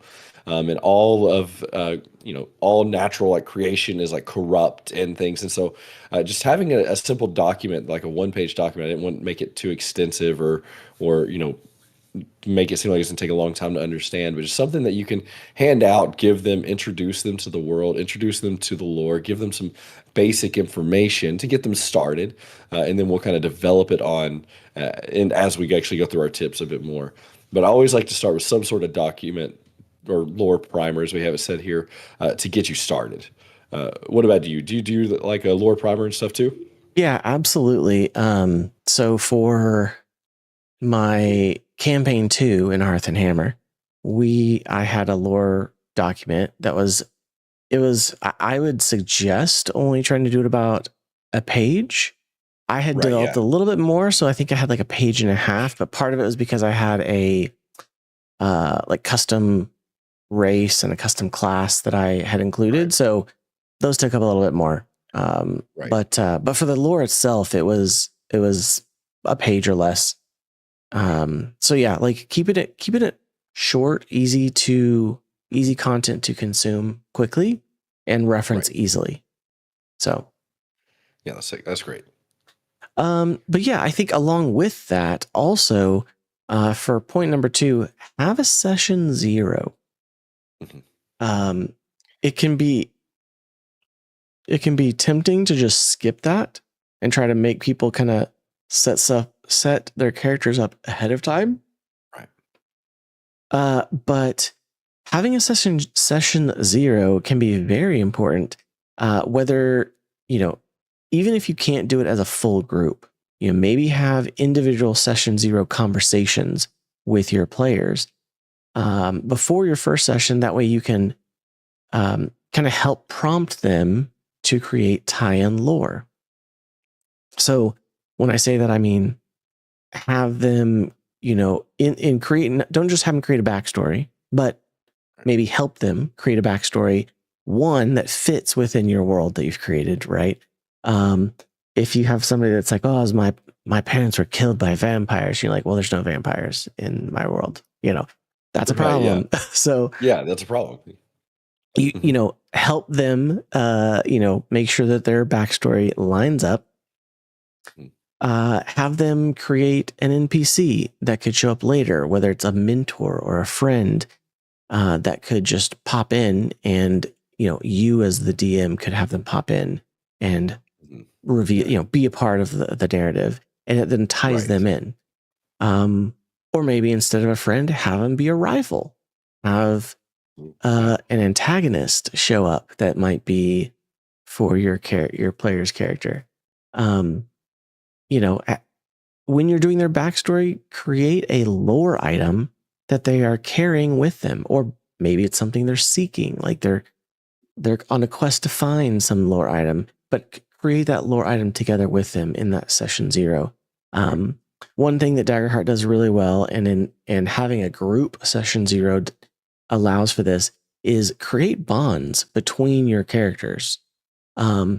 Maybe not all of them, they don't all have to already know each other, but maybe say, all right, find another person in the party and create a reason you know them, or create some bond that you have.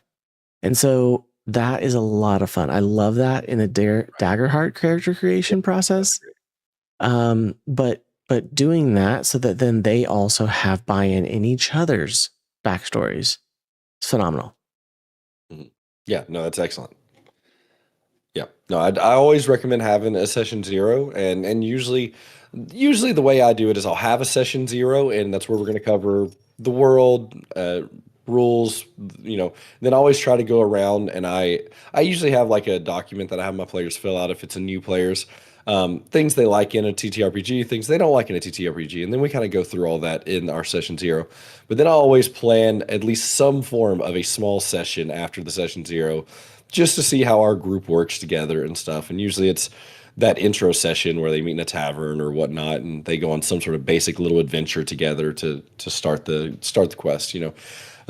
And so, yeah, I love having a session zero, and yeah, it gives you a great chance to share lore, to answer questions, because they may have questions about the lore, or they may have an idea and they want to know if it's possible to be done in your world with your settings, and then it gives you a good chance to go through all that. So, 100% recommend having a session zero, at least the best that you can.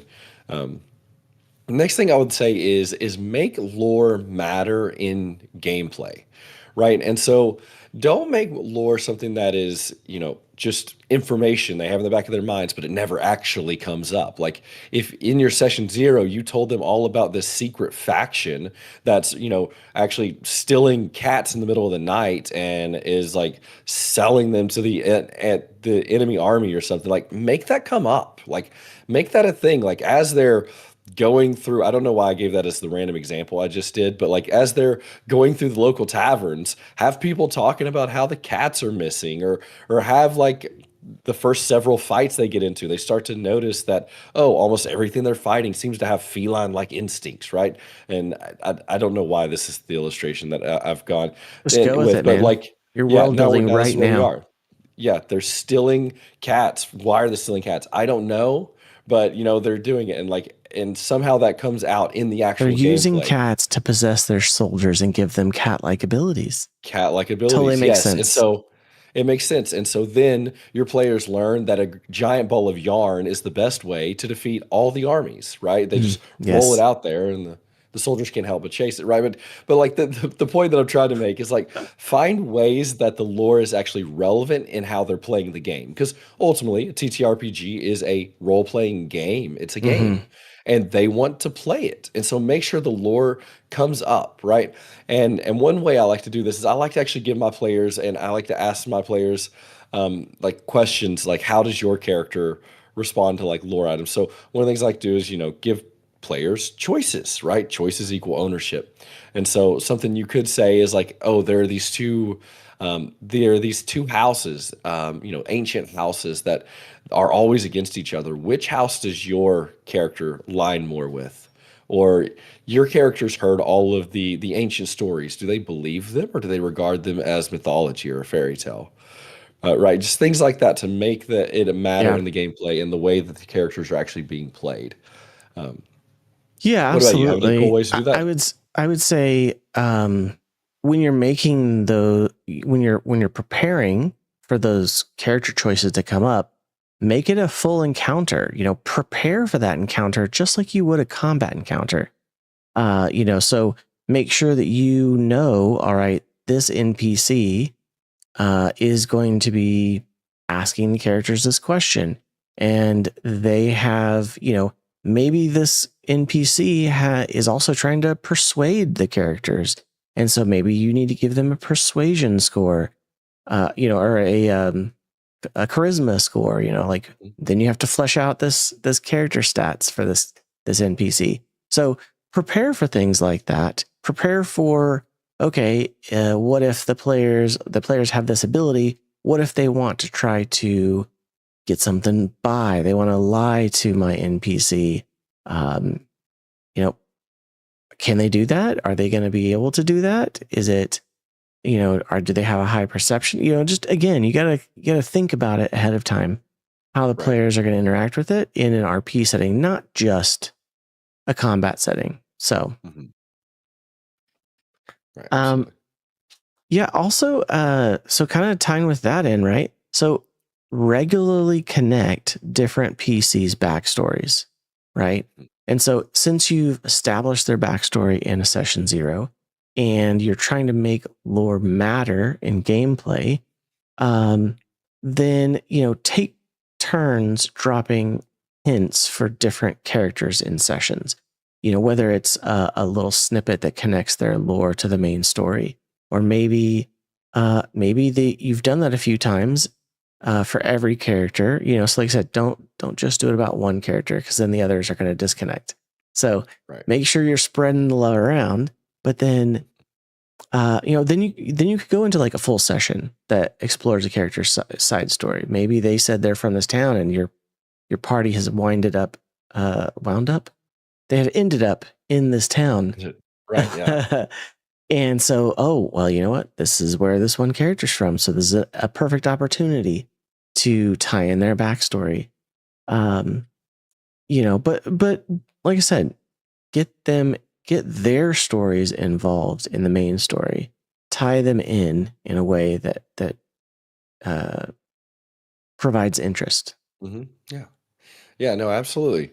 And that's one of the things. It's really important as the DM too to one know the backstory, but also to know like their flaws or their tales, right? Like to know the things in like if you have a character who's well, for example, in my actual D&D campaign, I had one of my characters, his mother, and his backstory, his mother was killed, and all that was really found was like a basically smoke and ash covering the area. And so like I used that little bit of information to actually build one of my ending fights. And then in the same way, like the where they're going and who they're actually fighting against is going to be very closely connected to the death of his mother. And then at the same time, that same big the BBEG was actually one of the other characters in the party.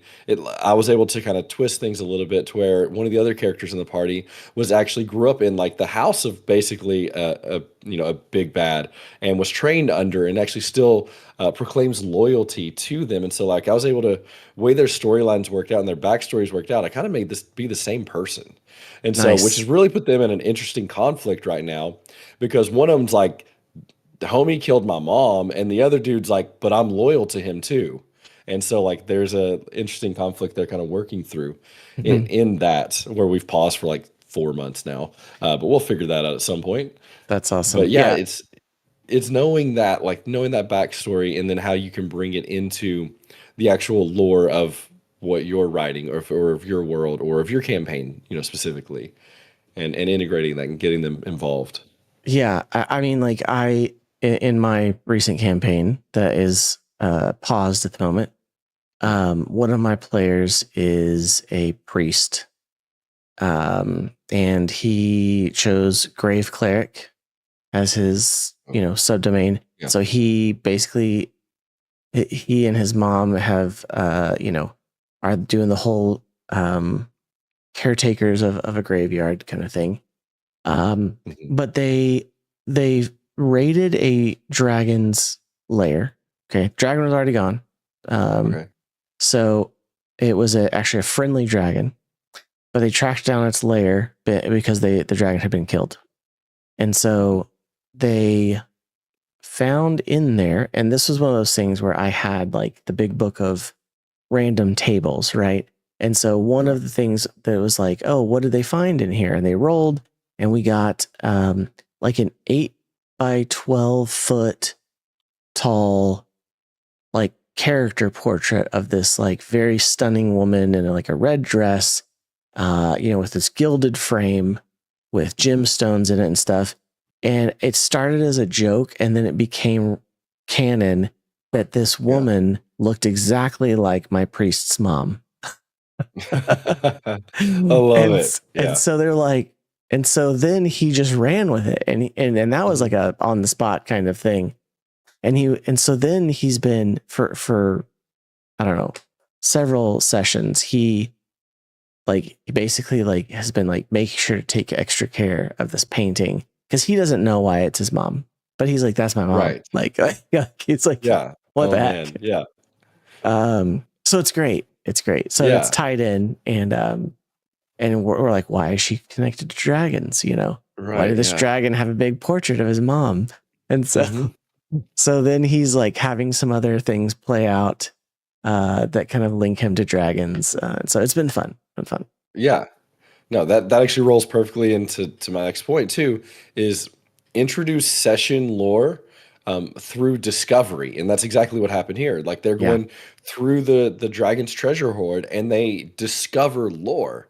And Mm-hmm. I think that's one of the cool things. Like when you're playing a video game, if you've played Skyrim or Baldur's Gate or anything like that, like you don't just sit there and get a huge screen that just reads off all the lore to you. You actually discover lore as you're playing the game.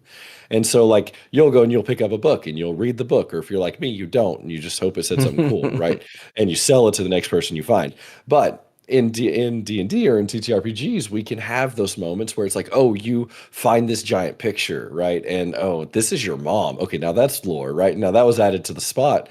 But you can actually plan this out. You can say, I know that they're going to be in this graveyard, and in this graveyard, they're going to see some very familiar like surnames, and Mm-hmm. those Yeah. surnames they'll know link them to the town that's 100 miles away. They're like, why is that town so far away from this, right? But you can find ways to link that together, and then you can add in like scrolls and carvings, or maybe they kill a villain or a bad guy, and like the last words they utter just adds a little bit of lore, piques a little bit of curiosity, Oh yeah. paints a little bit of a broader picture of maybe the faction they're against, or the people they're fighting, or maybe the person they're trying to save, right? We're not trying to give it all at once. Maybe we're sprinkling bits and pieces of lore as they play the game, right? Yeah. Just to keep them interested, wanting a little bit more. Then we can do this. We can have NPCs that, we've curated an NPC that this particular NPC has all the lore. He knows everything that's going on, but you've got to get it out of him. You got to get it out of him through RP, right? You've got to talk to him. You've got to pass some persuasion checks. You've got to ask the right questions. You've got to even know to find this guy. Mm-hmm. Like in my Daggerheart campaign, there's an individual named Eldenath, and he's the root father, and really he's the guy that kind of knows everything that's going on, but they had to actually go and talk to him and ask him the questions, and kind of pry some of the information out of him, because he's holding a lot of it in to protect the town that he's there to protect and stuff. So he's wit. And yeah, he's kind of the wit. Yeah, essentially. Sorry. He's a Cosmere little bit tie-in. nicer. Yeah. Obligatory Cosmere tie-in. Right, yeah. And so yeah, but like you have those NPCs, or maybe you have found items, or maybe it comes through dreams and visions. I've done all of those in this Daggerheart campaign I'm in right now. I've probably done all those in one session actually. Now that I think about it, and it's just all these different ways that you can drop bits and pieces of lore, that they're learning more about the world, they're learning more about the problem, they're learning more about the solution, right? They're learning all these things about your world that you're building, and it's just coming as bits and pieces, right? Like, Yeah. I think that's a cool way, and then it makes your players want to discover more because they want to learn more. Yeah, Yeah, absolutely. And discovering is part of the fun of the game, yeah, obviously. But don't feel like you, as the GM or DM, have to do all the creative world building. Okay, lean on your players. Ask your players, and this is the next point.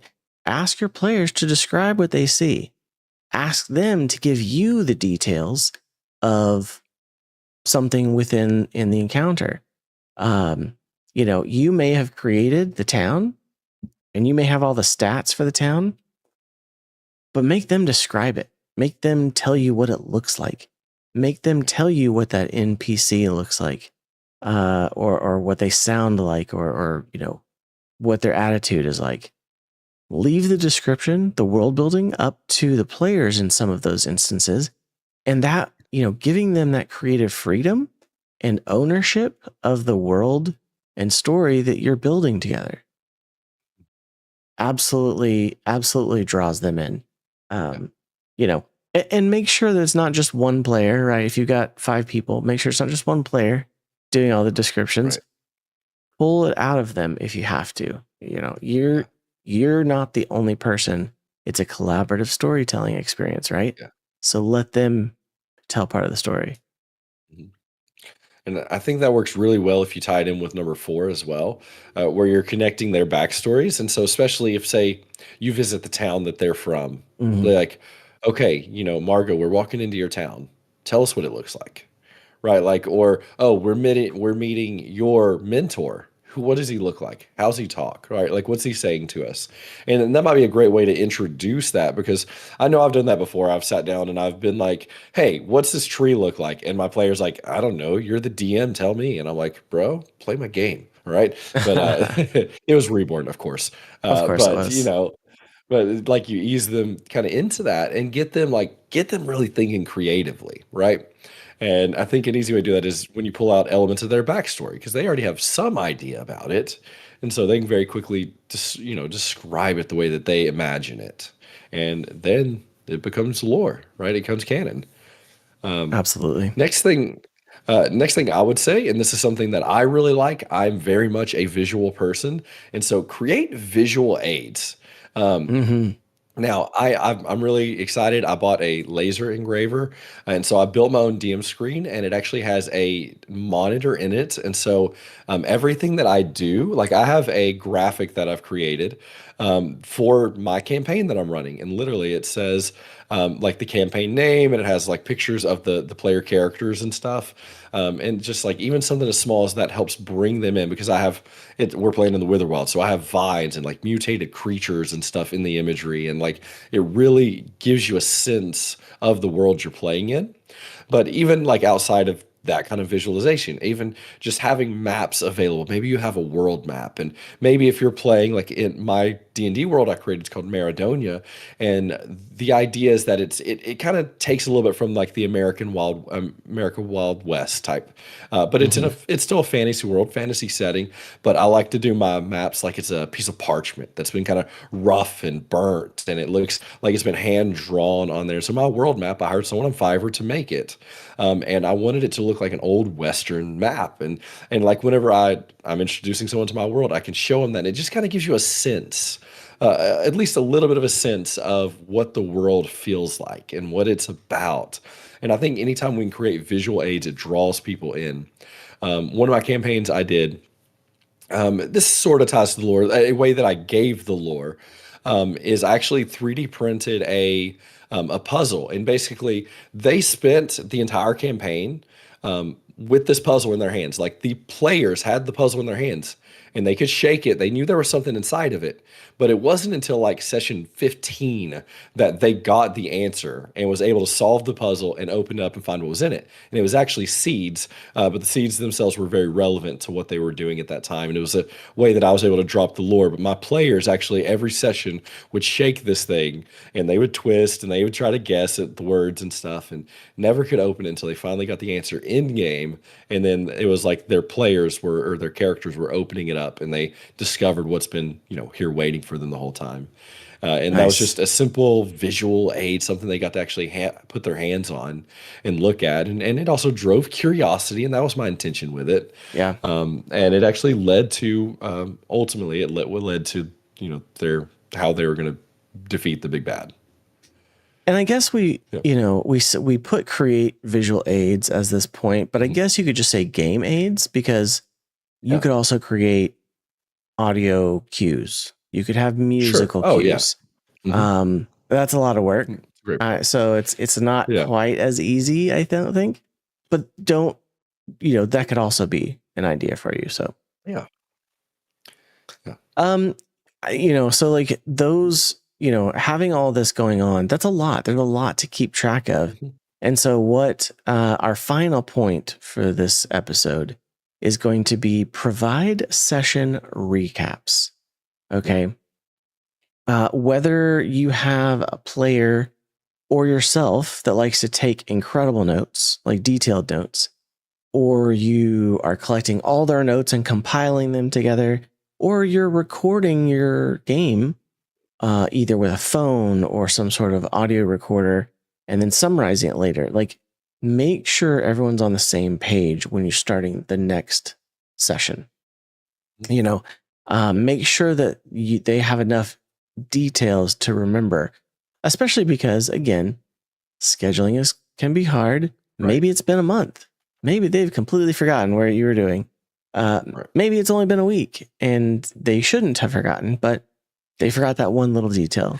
So Right. provide session recaps. I mean, there's a lot of really great ways to do that. There's really great ways to summarize it now, way easier. I mean, like, I know AI as far as generating, art or story is very controversial, but it can also very easily record a session, like in an app on your phone, or if you're in person, or if you're playing online in a meeting room, whether it's Discord or Zoom or something like that. They have like those automated recaps that you can get now, summarizing it.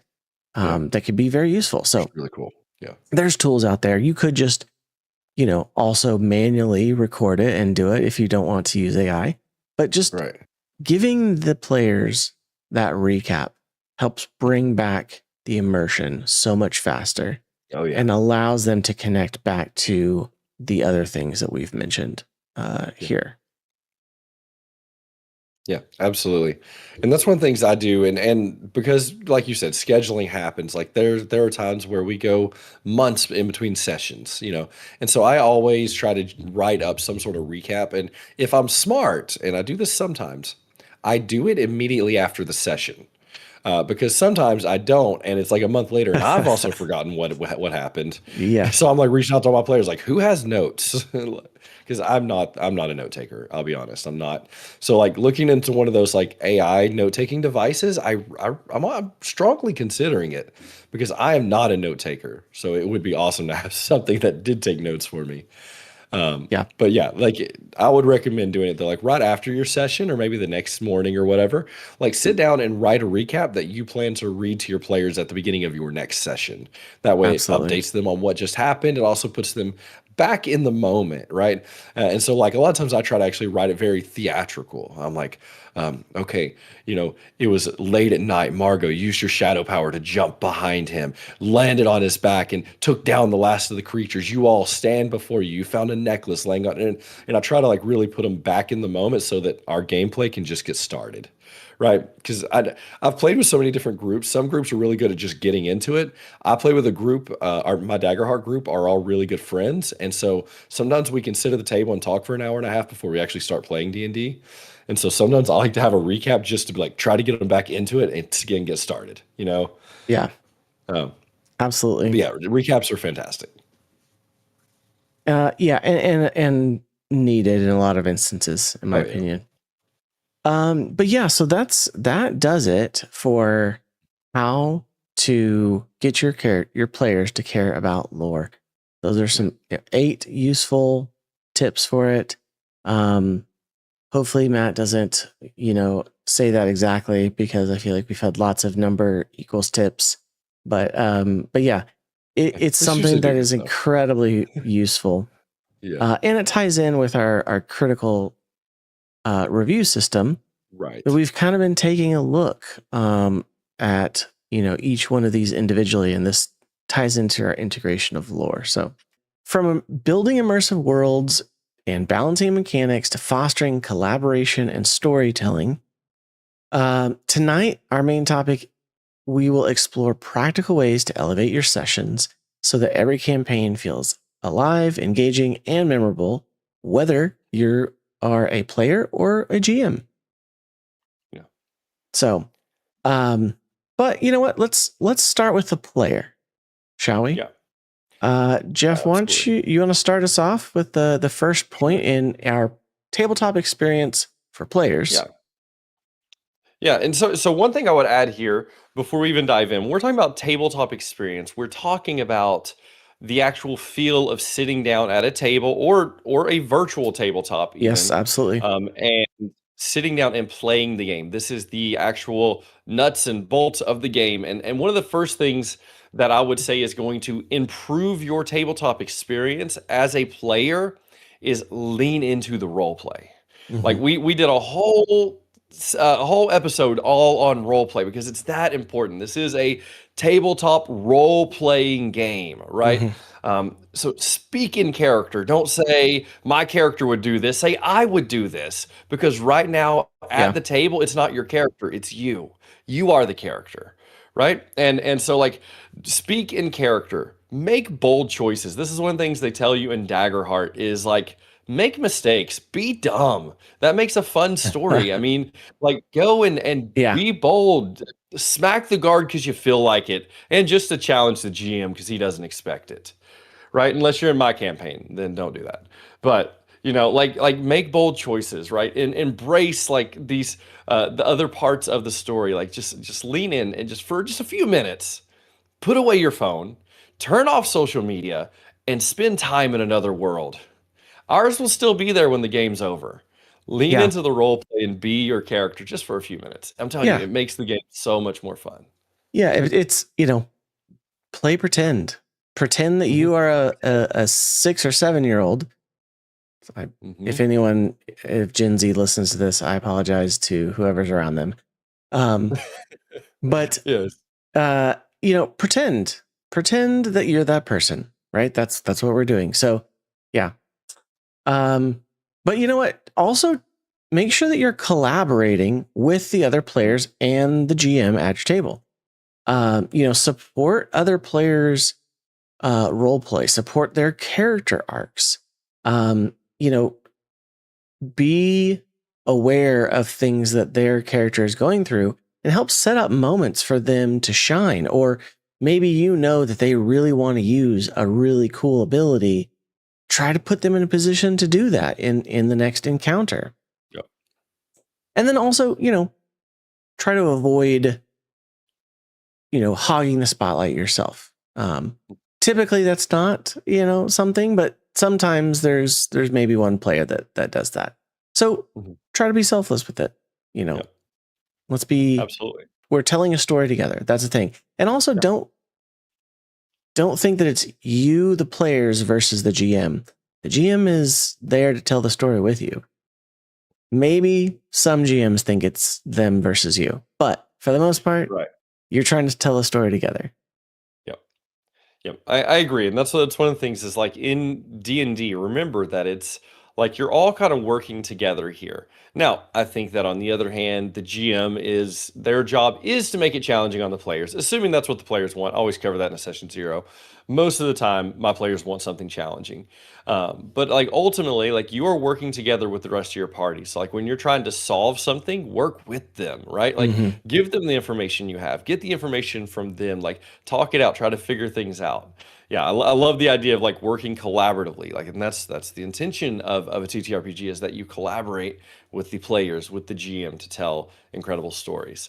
Now, kind of bouncing off of that, one of the things like it kind of goes into the role play thing too is one of the things that kind of like loses the immersion that I find at tables is when you have to look things up. Now, this is going to happen. You have watched our actual plays. Hopefully, you Yeah. have. We have to look things up. But as a player, one thing I try really hard to do is to know my own character sheet. Now, I may not know anyone else's, and as the GM, I don't know everyone's character sheets. I try to look over them, but ultimately, I hope that when my players come, they know their character sheets. And when they use an ability, they can tell me what it does, right? And I'll trust them. And maybe I'll look it up later if I'm like, that seemed a little broken.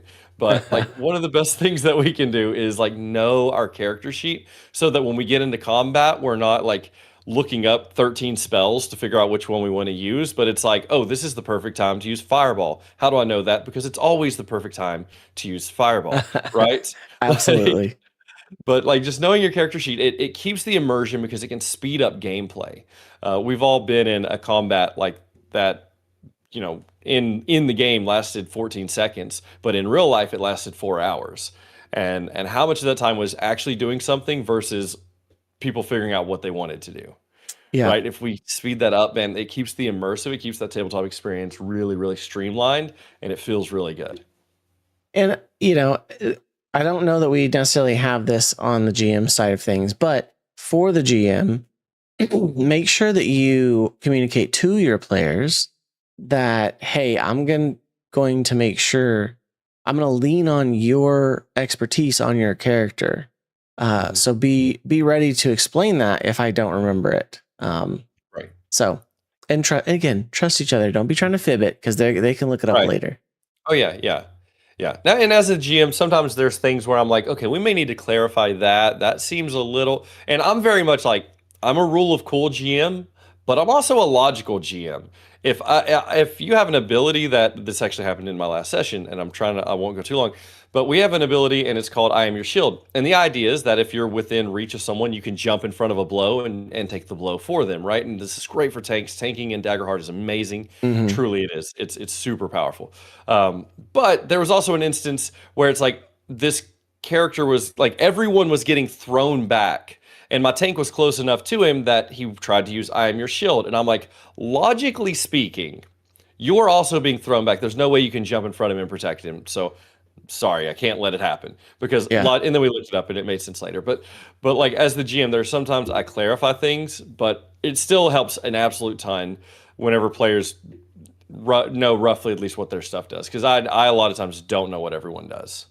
And like I still don't understand how rogues work. I'll be completely honest. I just trust them. When they roll 14 dice for no reason, I just like, yeah, sure, that sounds good. Yeah.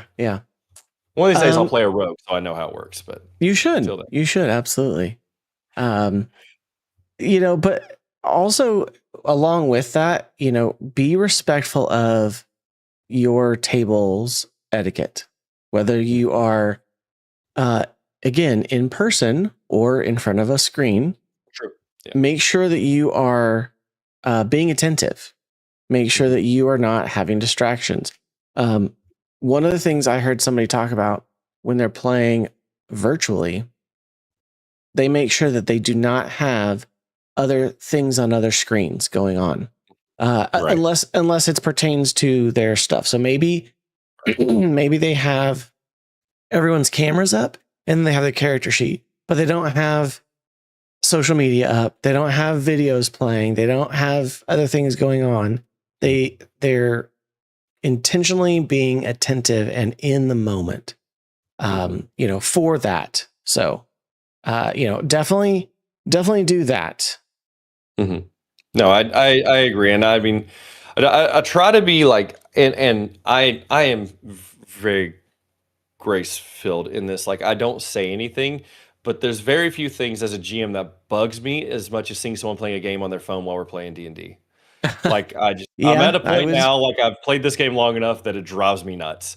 And you could tell too, like whenever you're playing even online and someone's like, oh, what'd you say? Sorry, I was watching TikTok. I'm like, bro, yeah, 3 hours. That's all I'm asking. 3 hours. No, I would probably have to say something too, but not just that. I mean, like if you, if again, these are things to also go over in a session 0. And if your GM doesn't bring it up, you can bring it up as a player. Right. What about eating? Is eating okay at the table? Is drinking, okay at the table? Make sure that that's good with everybody in the group before you do it. Right. A lot of times, no big deal, especially if everyone's doing it. Although I could also see, although I also, if you're at, maybe virtually and you're in front of a microphone, maybe don't eat with the microphone on, because or know where your mute button is, or be prepared. Yeah, especially if it's streamed. Yeah, exactly. Throwing that out there, it can ruin it for anyone else watching. But yeah, just know what the table etiquette is, know what the expectations are, and then don't be upset if somebody calls you out for maybe not doing those things. So and that's one of the things, that's why it's so important to have a session 0. And I know we've talked about it in previous ones, but like a session 0 is so good for things like this, just to figure out what your group's like table etiquette is. What is the expectations? Mm-hmm. What do they want? And like, I think that, as the GM, this should be one of the things that you sit down and you go over as well, is like, you talk about what each person expects, and then talk also about what you expect and what you want to see at the table. And that way everyone's on the same page, right? Like you can't get mad at someone for doing something you don't want them to do if they don't know you don't want them to do it, right? And we'll expand on that in a second for the GM side of things. Absolutely. But yes, for sure. But yeah, like, that table etiquette is important for sure. It absolutely is. So going into the next one, this is one of my favorite ones, and this one's a fun one, and this is bring props. bring visuals. I remember whenever I first started playing D&D, and I know because I actually just threw it away as I was cleaning out my garage, but I actually started to make a like foam suit of armor for Jace that I was like Nice. wearing on stream when we were first started playing Hearth and Hammer. But like not even that, like that was ridiculous, and that's just my Yeah. ADHD kicking in and going in a weird direction. But like, but bring props, bring a visual, like have an image made of your character, so when people are like, okay, when we circle at the tavern and we look at your character, what do we see? And you're like, let me show you, and you like have the picture of them, right? Or Yeah. bring props if your character always wears a top hat, wear your top hat to the table, right? Like if your character has Absolutely. a monocle, or smokes a pipe, get you like a bubble pipe, and like but like just figure out cool ways to have those props and those visuals, just the other things to make it fun. Have a mini, have character art, things like that. I think just things like that are a lot of fun. Just even when you can have an image or you actually have a prop or something like that, it makes it fun, but also it makes it kind of immersive. And sometimes it can get everyone kind of in, like you being really into your character can let other people know that it's okay for them to be really into their character. And then before Absolutely. you know it, you have a whole table of people that are actually role playing, and it's so much fun. And you don't have to be fully in cosplay. You don't have to be fully Right? dressed up No, in a not at all. costume. Like I said, that one element, that one prop that identifies your character. I mean, like Reborn obviously would come with a beard and an axe or something, like a little foam toy axe Oh or yeah. something like that. Sometimes a helmet, kind of thing. Um, Mhm. Austin would have like one of those little, toy swords or whatever. And so, yeah, like bringing a prop but it doesn't also have to just be something to visually identify your character. Say part of your backstory is, you carry around a letter from someone in your past. Maybe, there are instruction videos online on how to make a cool old looking document, Mhm. right?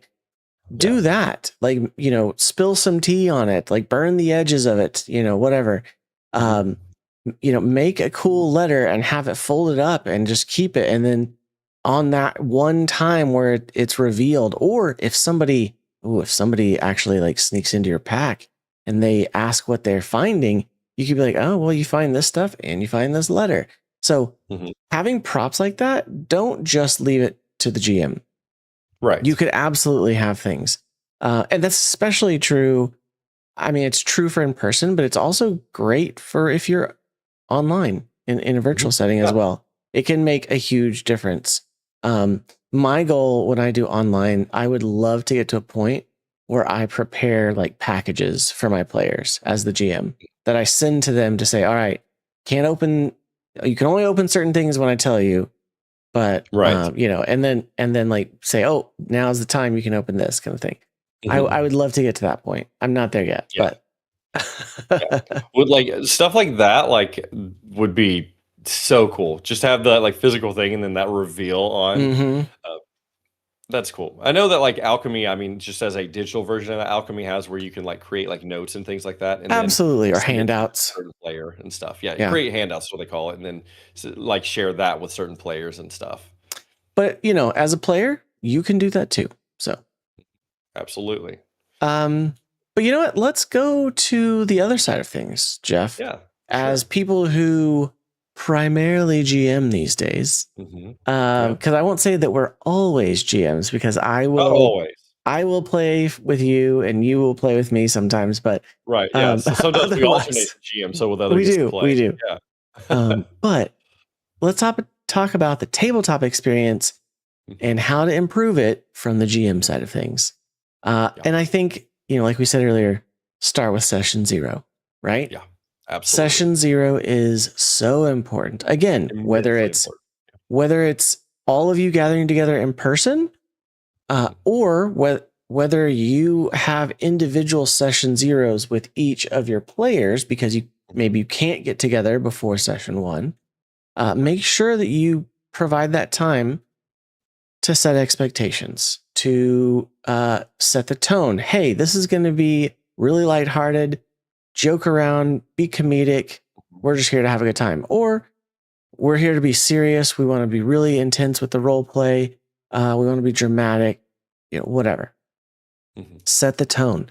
And then also make sure that they know what any house rules might be, what the lore of your world, if it's homebrew, is going to be, or if it's not homebrew, the lore of the module that you're playing, which is really just another person's homebrew. So, it is, absolutely. But yeah, so like, be prepared to guide them through a session 0, and with the session 0 and with every session, try to be prepared at least for things that you want to happen. You don't have to have everything. We're going to get into that, but be prepared, like know what you want to accomplish in a session ahead of time. And that includes session 0. Right. Yeah. I mean, I would recommend always having some, like you said, some sort of session 0. And this is a great, that's where you get down, you talk about the table etiquette, you talk about the campaign, what you expect, and then you also, really, really important for a session 0 is also figure out what your players expect. And this is one of those things. I actually have a handout. It's a Google Doc that I created. And at my session 0, or usually before my session 0, I'll be honest, before my session 0, I'll send this to each of my players. And this just lets me know. And in it's literally like, what part of D&D do you enjoy the most? Like, do you enjoy the combat the most? Do you enjoy the role play the most? Do you enjoy exploration? Do you enjoy puzzles, right? Like, what part do you enjoy? And then it's like, what part do you least like? And then it's like, what's one good TTRPG experience you've had? What's one bad TTRPG experience you've had? And then, like, once I have that data, I can also bring that back up at the session 0. I'm like, okay, so based on the form that everyone filled out, it looks like most everyone here really enjoys combat. And it looks like, a few of you guys don't enjoy like betrayal themes, or, and it seems like some of you have had a bad experience with a murder player or whatever, right? Like, but now that you have that data, you can start to kind of bring that up. You can also prompt conversation, and now you get a few other people going, oh yeah, I don't really like when people do that either, or ooh, I love that part of the game. And now you as the GM are going, oh, I need to bring all this into the game, or I need to not bring this into the game. But the session 0 is a great time to actually learn from your players as well, rather than you just force feeding them what you're going to do. That's important. They need to know that, but also gives you time to learn from them as well. Now, if it's your normal group, it doesn't matter because you pretty much know what they like. Although I would still recommend asking them, hey, what's like 3 of your favorite moments ever in D&D? Like, or what's 3 of your least favorite moments? And it's just a good chance to learn, oh, they really liked when I did this. They didn't like when we did this, and then learn from it. And I mean, like, that'll really help the tabletop. If you don't have to set expectations, you still want to have the session 0 just so that they know what is going to be the tone, or we're going to do this new homebrew, rule, whatever. So, yeah. And I mean, I personally, I always play during a session 0. And so what I mean is I actually go through the session 0, and then I always prepare some sort of mini adventure. And usually this is the tavern scene, or they all show up at the funeral, or whatever the intro is, where they actually meet each other. I usually lead them through some sort of adventure where there's a puzzle, a combat, just something kind of quick, and then leave off at a cliffhanger because I want them excited for session 1.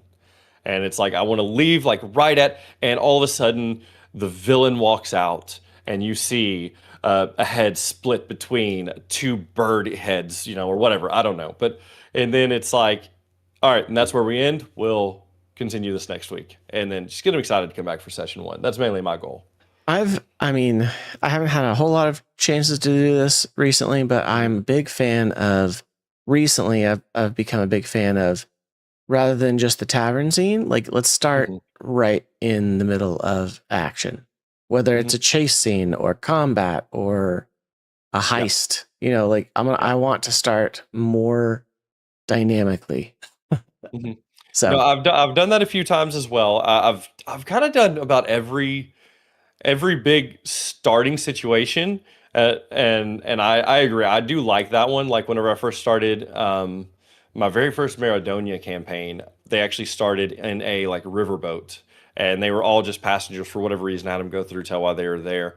Like basically there was an attack, and then like, okay, pause. What are you doing? Where are you at? Why are you here? Okay, now what do you do? Type of situation. Yeah, love it. And starting like that's fun. So after session 0, as the GM, let's make sure that you balance player spotlight time. Okay. So whether it's in the session 0 or whether it's throughout the rest of the campaign, make sure that you are providing time for each of your players. Don't just give the one that has, maybe you've got somebody that's put a lot of thought and planning into their character. Don't just give them all of the screen time, if you will. Let the person who came, who's maybe a little less experienced and didn't do it, make sure that you give them equal screen time. And if you need to, coach them through what you want to do to help spotlight their character. But again, you want to share the meaningful moments. You want everyone to be engaged. You don't want someone going on a character a character arc that lasts, 3 hours or 3 sessions, and this person is just sitting over here doing nothing. Right. Yeah. I mean, that's not fun for anyone. And be careful too. This is something that I've had happen in the past. That you don't also write your adventure in a way that outcasts other players. You might not mean to. You may think a kidnapping scene is amazing, but what is the kidnappee doing while they're being saved?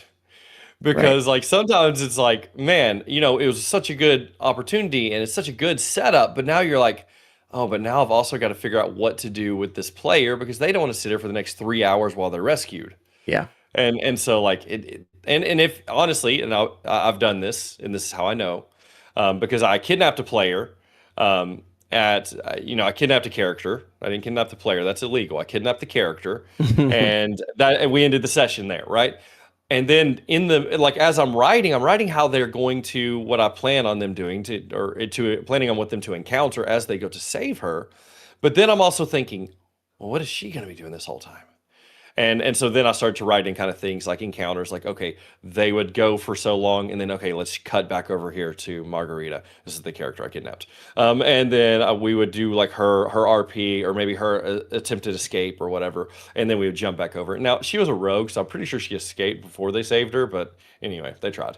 Yeah. But kind of keep that in mind too. Try to not write things that will, ostracize other players. And if you do, find ways to make it fun for them as well. Yeah, absolutely. And so it's just different things to think about. So next thing I would say is set up or prep, flexible encounters. What this means is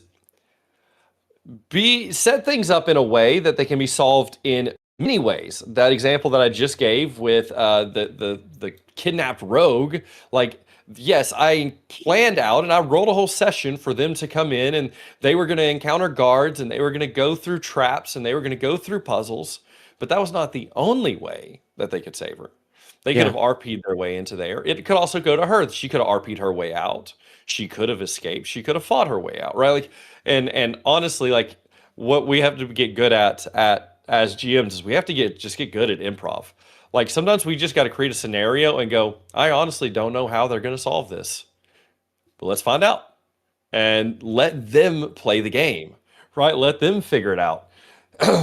Yeah. Like I've done that a few times. I've created a scenario and I'm just like, I don't know how my players are going to solve this, but they will, and they do. And you let them improvise, let them be flexible, let them use their skills to figure it out. Yeah. And encourage them to do so sometimes too.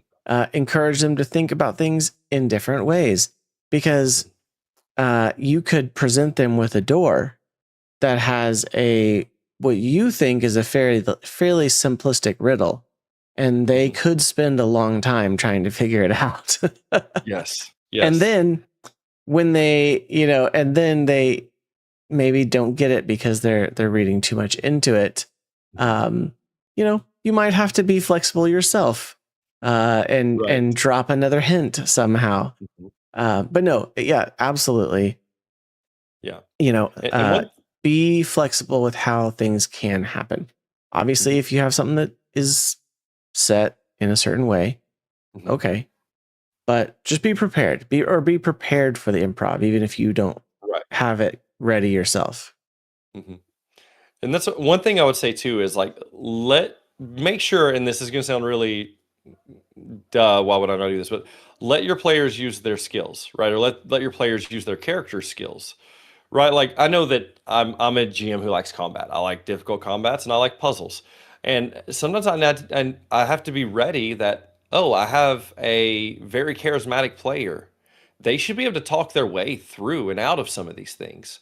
Or I have a very sneaky player. Maybe I did design this dungeon for them to go through all 5 rooms, but you know what? She's really sneaky and she's just going to sneak into the last room. And maybe something happens. Maybe there's a pressure plate. Maybe you figure that out. But like allow them to use their skills to solve some problems. And they may use their skills to solve problems in ways you didn't plan on or expect. And it may have just trashed some of your prep. But guess what, guys? All those brilliant things that we wrote out, they don't disappear. They show up in the next session, okay? Just In a different way. let them have the victory this one time, Yeah. right? That's one thing I have to remember too, because I create combat encounters and I create good ones, right? And then my players go, you know what? I think I'm going to fly over this forest, and I go, you can do that. Yep. And then next session they're going to get that encounter because you know what? I didn't write it for nothing. but no, I mean, let your players use their creativity and solve Absolutely. problems in creative ways. And you know, part of the way that you can get them to those incredible encounters is to use pacing tools. Whether that's a Yes. cliffhanger or you know, at the end of a session, maybe a downtime scene. There are lots of systems that have rules and scenes for setting up downtime. Or just varying which encounter types you're going to have in a particular session. Maybe this time you're not going to have a combat. Maybe you're going to have a downtime and an RP encounter. Or maybe you're going to have, you know, give the opportunity for exploration or travel, you know. So use pacing tools and make sure that you know how they're going to, what the results are going to be when used. Mhm. Right. Yes. No, absolutely. And that's one of the things, like, you know, make sure also that you're like in the pacing tools, make sure that you also have a variety of things that happen, right? Like, I mean, think about it if you're playing a video game. If you're playing you know, I guess if you're playing a fantasy style video game, you would expect there to be differences, right? Like, you wouldn't think that, like, oh, every time you open a door, there's going to be 3 goblins and 2 orcs, right? Like, there's going to be this, and every time you open a door, there's going to be a combat, and every time, like, kind of, you know, like explain, and also like, because a lot of us are guilty about this. Also, like, give as much detail to the nothing moments as you do to the big moments. Because, right, like the characters can usually tell, or the players can usually tell when they're entering the dungeon, and the DM's like, you walk through the door, it's about 12 foot tall, 4 foot wide. You notice that there's a splash of blood on the side of it. They go, oh, we're about to go into a combat. Now, let them just open the door and there'll be absolutely nothing there. Right? Like, you know, like sometimes explain the nothing moments as well. Just to keep them on their toes. So they don't really know when something's going to be there, when there's not. But the cliffhanger thing, that is my favorite thing. I love to end a session with my players going, no, it's not that late. We can keep playing. And I'm like, no, you got to be back next week. It does make you feel better, for sure. Yeah. As a GM. Yeah. It does. Yeah, absolutely. But yeah, that, you know, that description, right? You know, use those sensory details. And this is kind of the next point. Leverage sensory details. And this is a lot easier to do in person, but you can do it over virtual as well. But if you're in person, you know, maybe you have a time where you dim the lights and you have candles out, you know, set the ambiance, have music. There is if you've been listening to us and the Hearth and Hammer for a long time, you may have heard of Monument Studios, and they have an incredible tool. There are other fantasy or RPG themed music and sound effects systems out there. Use them. There's lots of ways that you can use sensory stuff. Give them, I like the textures, right? So like, oh, you find yourself in, you know, you find yourself in a dark room and you can't see, but you can feel around. this is what you feel. Maybe have like, oh, well, they're in like a stone, maybe have some like ceramic tiles to simulate stone or something, or maybe have, whatever, like use your imagination, right? Don't freak your players out. Okay. I know that you could be like, all right, stick your hand in this box and see what you feel, right? Kind of like the like some popular late night show that does that, right? What's in the box? And it's a sensory thing. But yeah, use those elements to tie things back in to make the world feel alive. It's going to bring the immersion, and it's going to, even if it seems funny for you to be like setting up a fan in the corner because it's a really windy day, Right. but it's okay. It's going to add to the immersion. I say this too, thinking of how far we've come with virtual reality. I took my kids, to a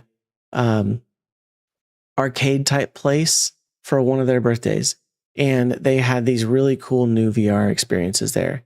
And we signed the boys up to do it, and the guy was like, well, it's a 4-person experience and no one else is doing it. If you guys want to jump on, you can do it. My wife was like, no, I'm gonna get motion sickness. But I went ahead and did it, and it was incredible because of the sensory experience, because we were on a moving floor plate that moved and tilted, and then we also had these big vents that would blow air in different directions in a full 360-degree space. Part of the adventure was that we were flying in this like helicopter type contraption, right? And then we had it was like a zombie game. So then we had turrets in our hands that we could like move around, and we were shooting. And so obviously in that arcade experience with a VR headset on and everything, I thought I was going to fall off of this platform when I was not on a platform, right? But I thought because of the wind, and the wind like picks up speed and the thing again, at a table, it's going to be different.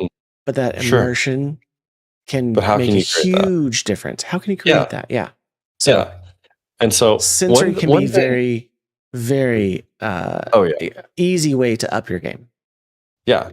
And so absolutely. And I'm huge. I love, especially in person, I love to dim the lights. I love to get a Bluetooth speaker and have some music playing, and or maybe some cave sounds or some grunting. And when the dragon shows up, I like to have a sound pad that'll make the sound. And I love to do the voices, and I love the actually just seen something. It's kind of cool we're talking about this, because I seen it on like Facebook or something.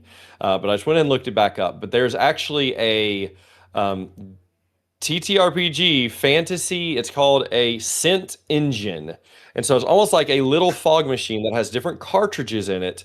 And the cartridges actually have different fantasy scents, like smells, like forest, werewolf. There's a blue dragon. There's a crypt. There's, but it has like, I'll have to send you the link to it. It's, what is it? Scentedrealms.com. But it's like a little, it's like a little revolver cartridge, and you put all the different cartridges in it, and it almost looks like a little fog machine, and it lets out like scented air. I mean, I've never tried it, but that is could such be a cool. But at the same time, you do have to be careful with scents and odors, because you could get some really bad ones. Also, make sure that before you do these sensory things, in my house. Right. Before you do these sensory things, maybe a little asterisk or caveat here. Check with your players, make sure they're going to be okay with strong smells or flashing lights. Right. Okay. Yes, for sure. This is session 0 stuff. Make sure you cover this. Yeah, absolutely. But wherever you can, sensory details, things like that, anything with sight, sound, feel, right? I don't know. I mean, if you're going to be in the tundra, turn the air down. I don't know. I wouldn't do it the other way though, because then the smells might not be pleasant, because everybody's sweating. But like anything like that, just add to the immersion. Of course, talk about it in your session 0. Maybe your players are not into that, so don't worry about it. But if they are into it and you want to create that, go all out, man. It's just fun. And kind of going on top of that, like creating stuff, right? use handouts, use props. Like we talked about this with the players. Players make props for your characters. GMs make stuff or buy stuff, right? Create things, create artwork, create Mm-hmm. maps and terrains and minis, and like take a little bit of time to kind of go wild with it. I know that we always joke, we're adults with adult money, or we're nerds with adult money, is our constant saying at our table. So we have 3D printers and stuff. And I've probably talked about this before, but in like one of the very first campaigns, I actually created a real like puzzle box, and like I 3D printed the puzzle box and I painted it, and there was stuff inside of Yeah. it that was relevant to the campaign, and they actually had to get open by the end of the campaign. And now the puzzle box, it was a code. They had to figure out the code to open it. And my players, almost every session, would sit there and they would just guess at the code and guess at the code. And like they played with this thing, they shook it, they tried to guess what was inside of it and stuff for like, I mean, months. This went on before they ever actually opened it. They figured out the code in game and they opened it. Now it Mm-hmm. came. It was actually seeds, and what had to do with the game. I don't remember exactly what it had to do now, but it was seeds and it was relevant. But like any time you can have like handouts and props, and this isn't just in like in person. It's certainly easier in person, Yeah. but like online as well. Like just making sure that like you're using a virtual tabletop and you actually have a map. Or what I really like, and Alchemy kind of set me to this, is like I like to have mood setting images. And so this is like, okay, say you're at a crypt. Well, I have an actual like nice artwork of the crypt. And Yeah. there's actually a Patreon that I follow that does both. They do like the battle maps, and then they do like a nice artwork image that you can just have as like the background, non-gridded background in your VTT.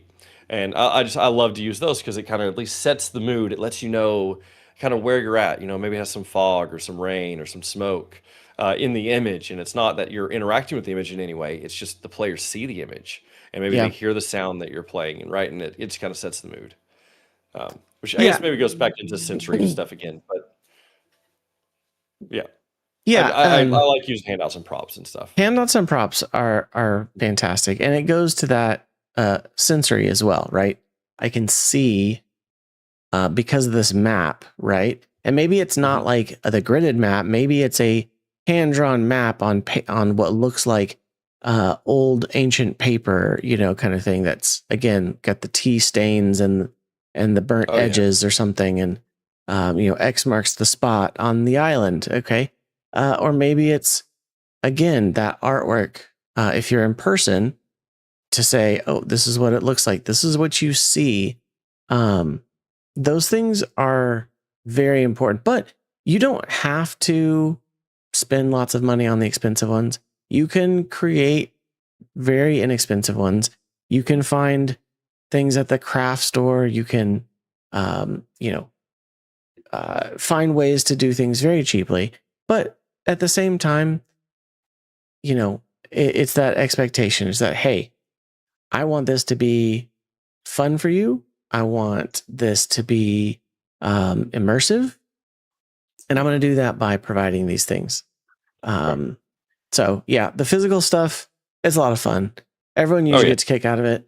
You don't have to necessarily do giant, big 3D battle scenes. Right. Yeah. But you could do, having some terrain or having some, at least a map, so that, you can kind of plan that stuff out. Maybe some acrylic tokens. Mhm. Yeah. That Kickstarter's still going on.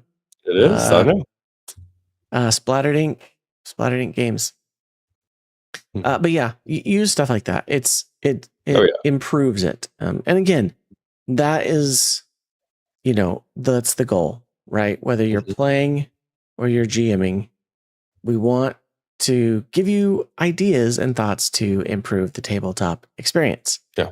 So I think that's going to kind of wrap up our points for today. Mhm. But anything else on the tabletop experience that you want to say, Jeff?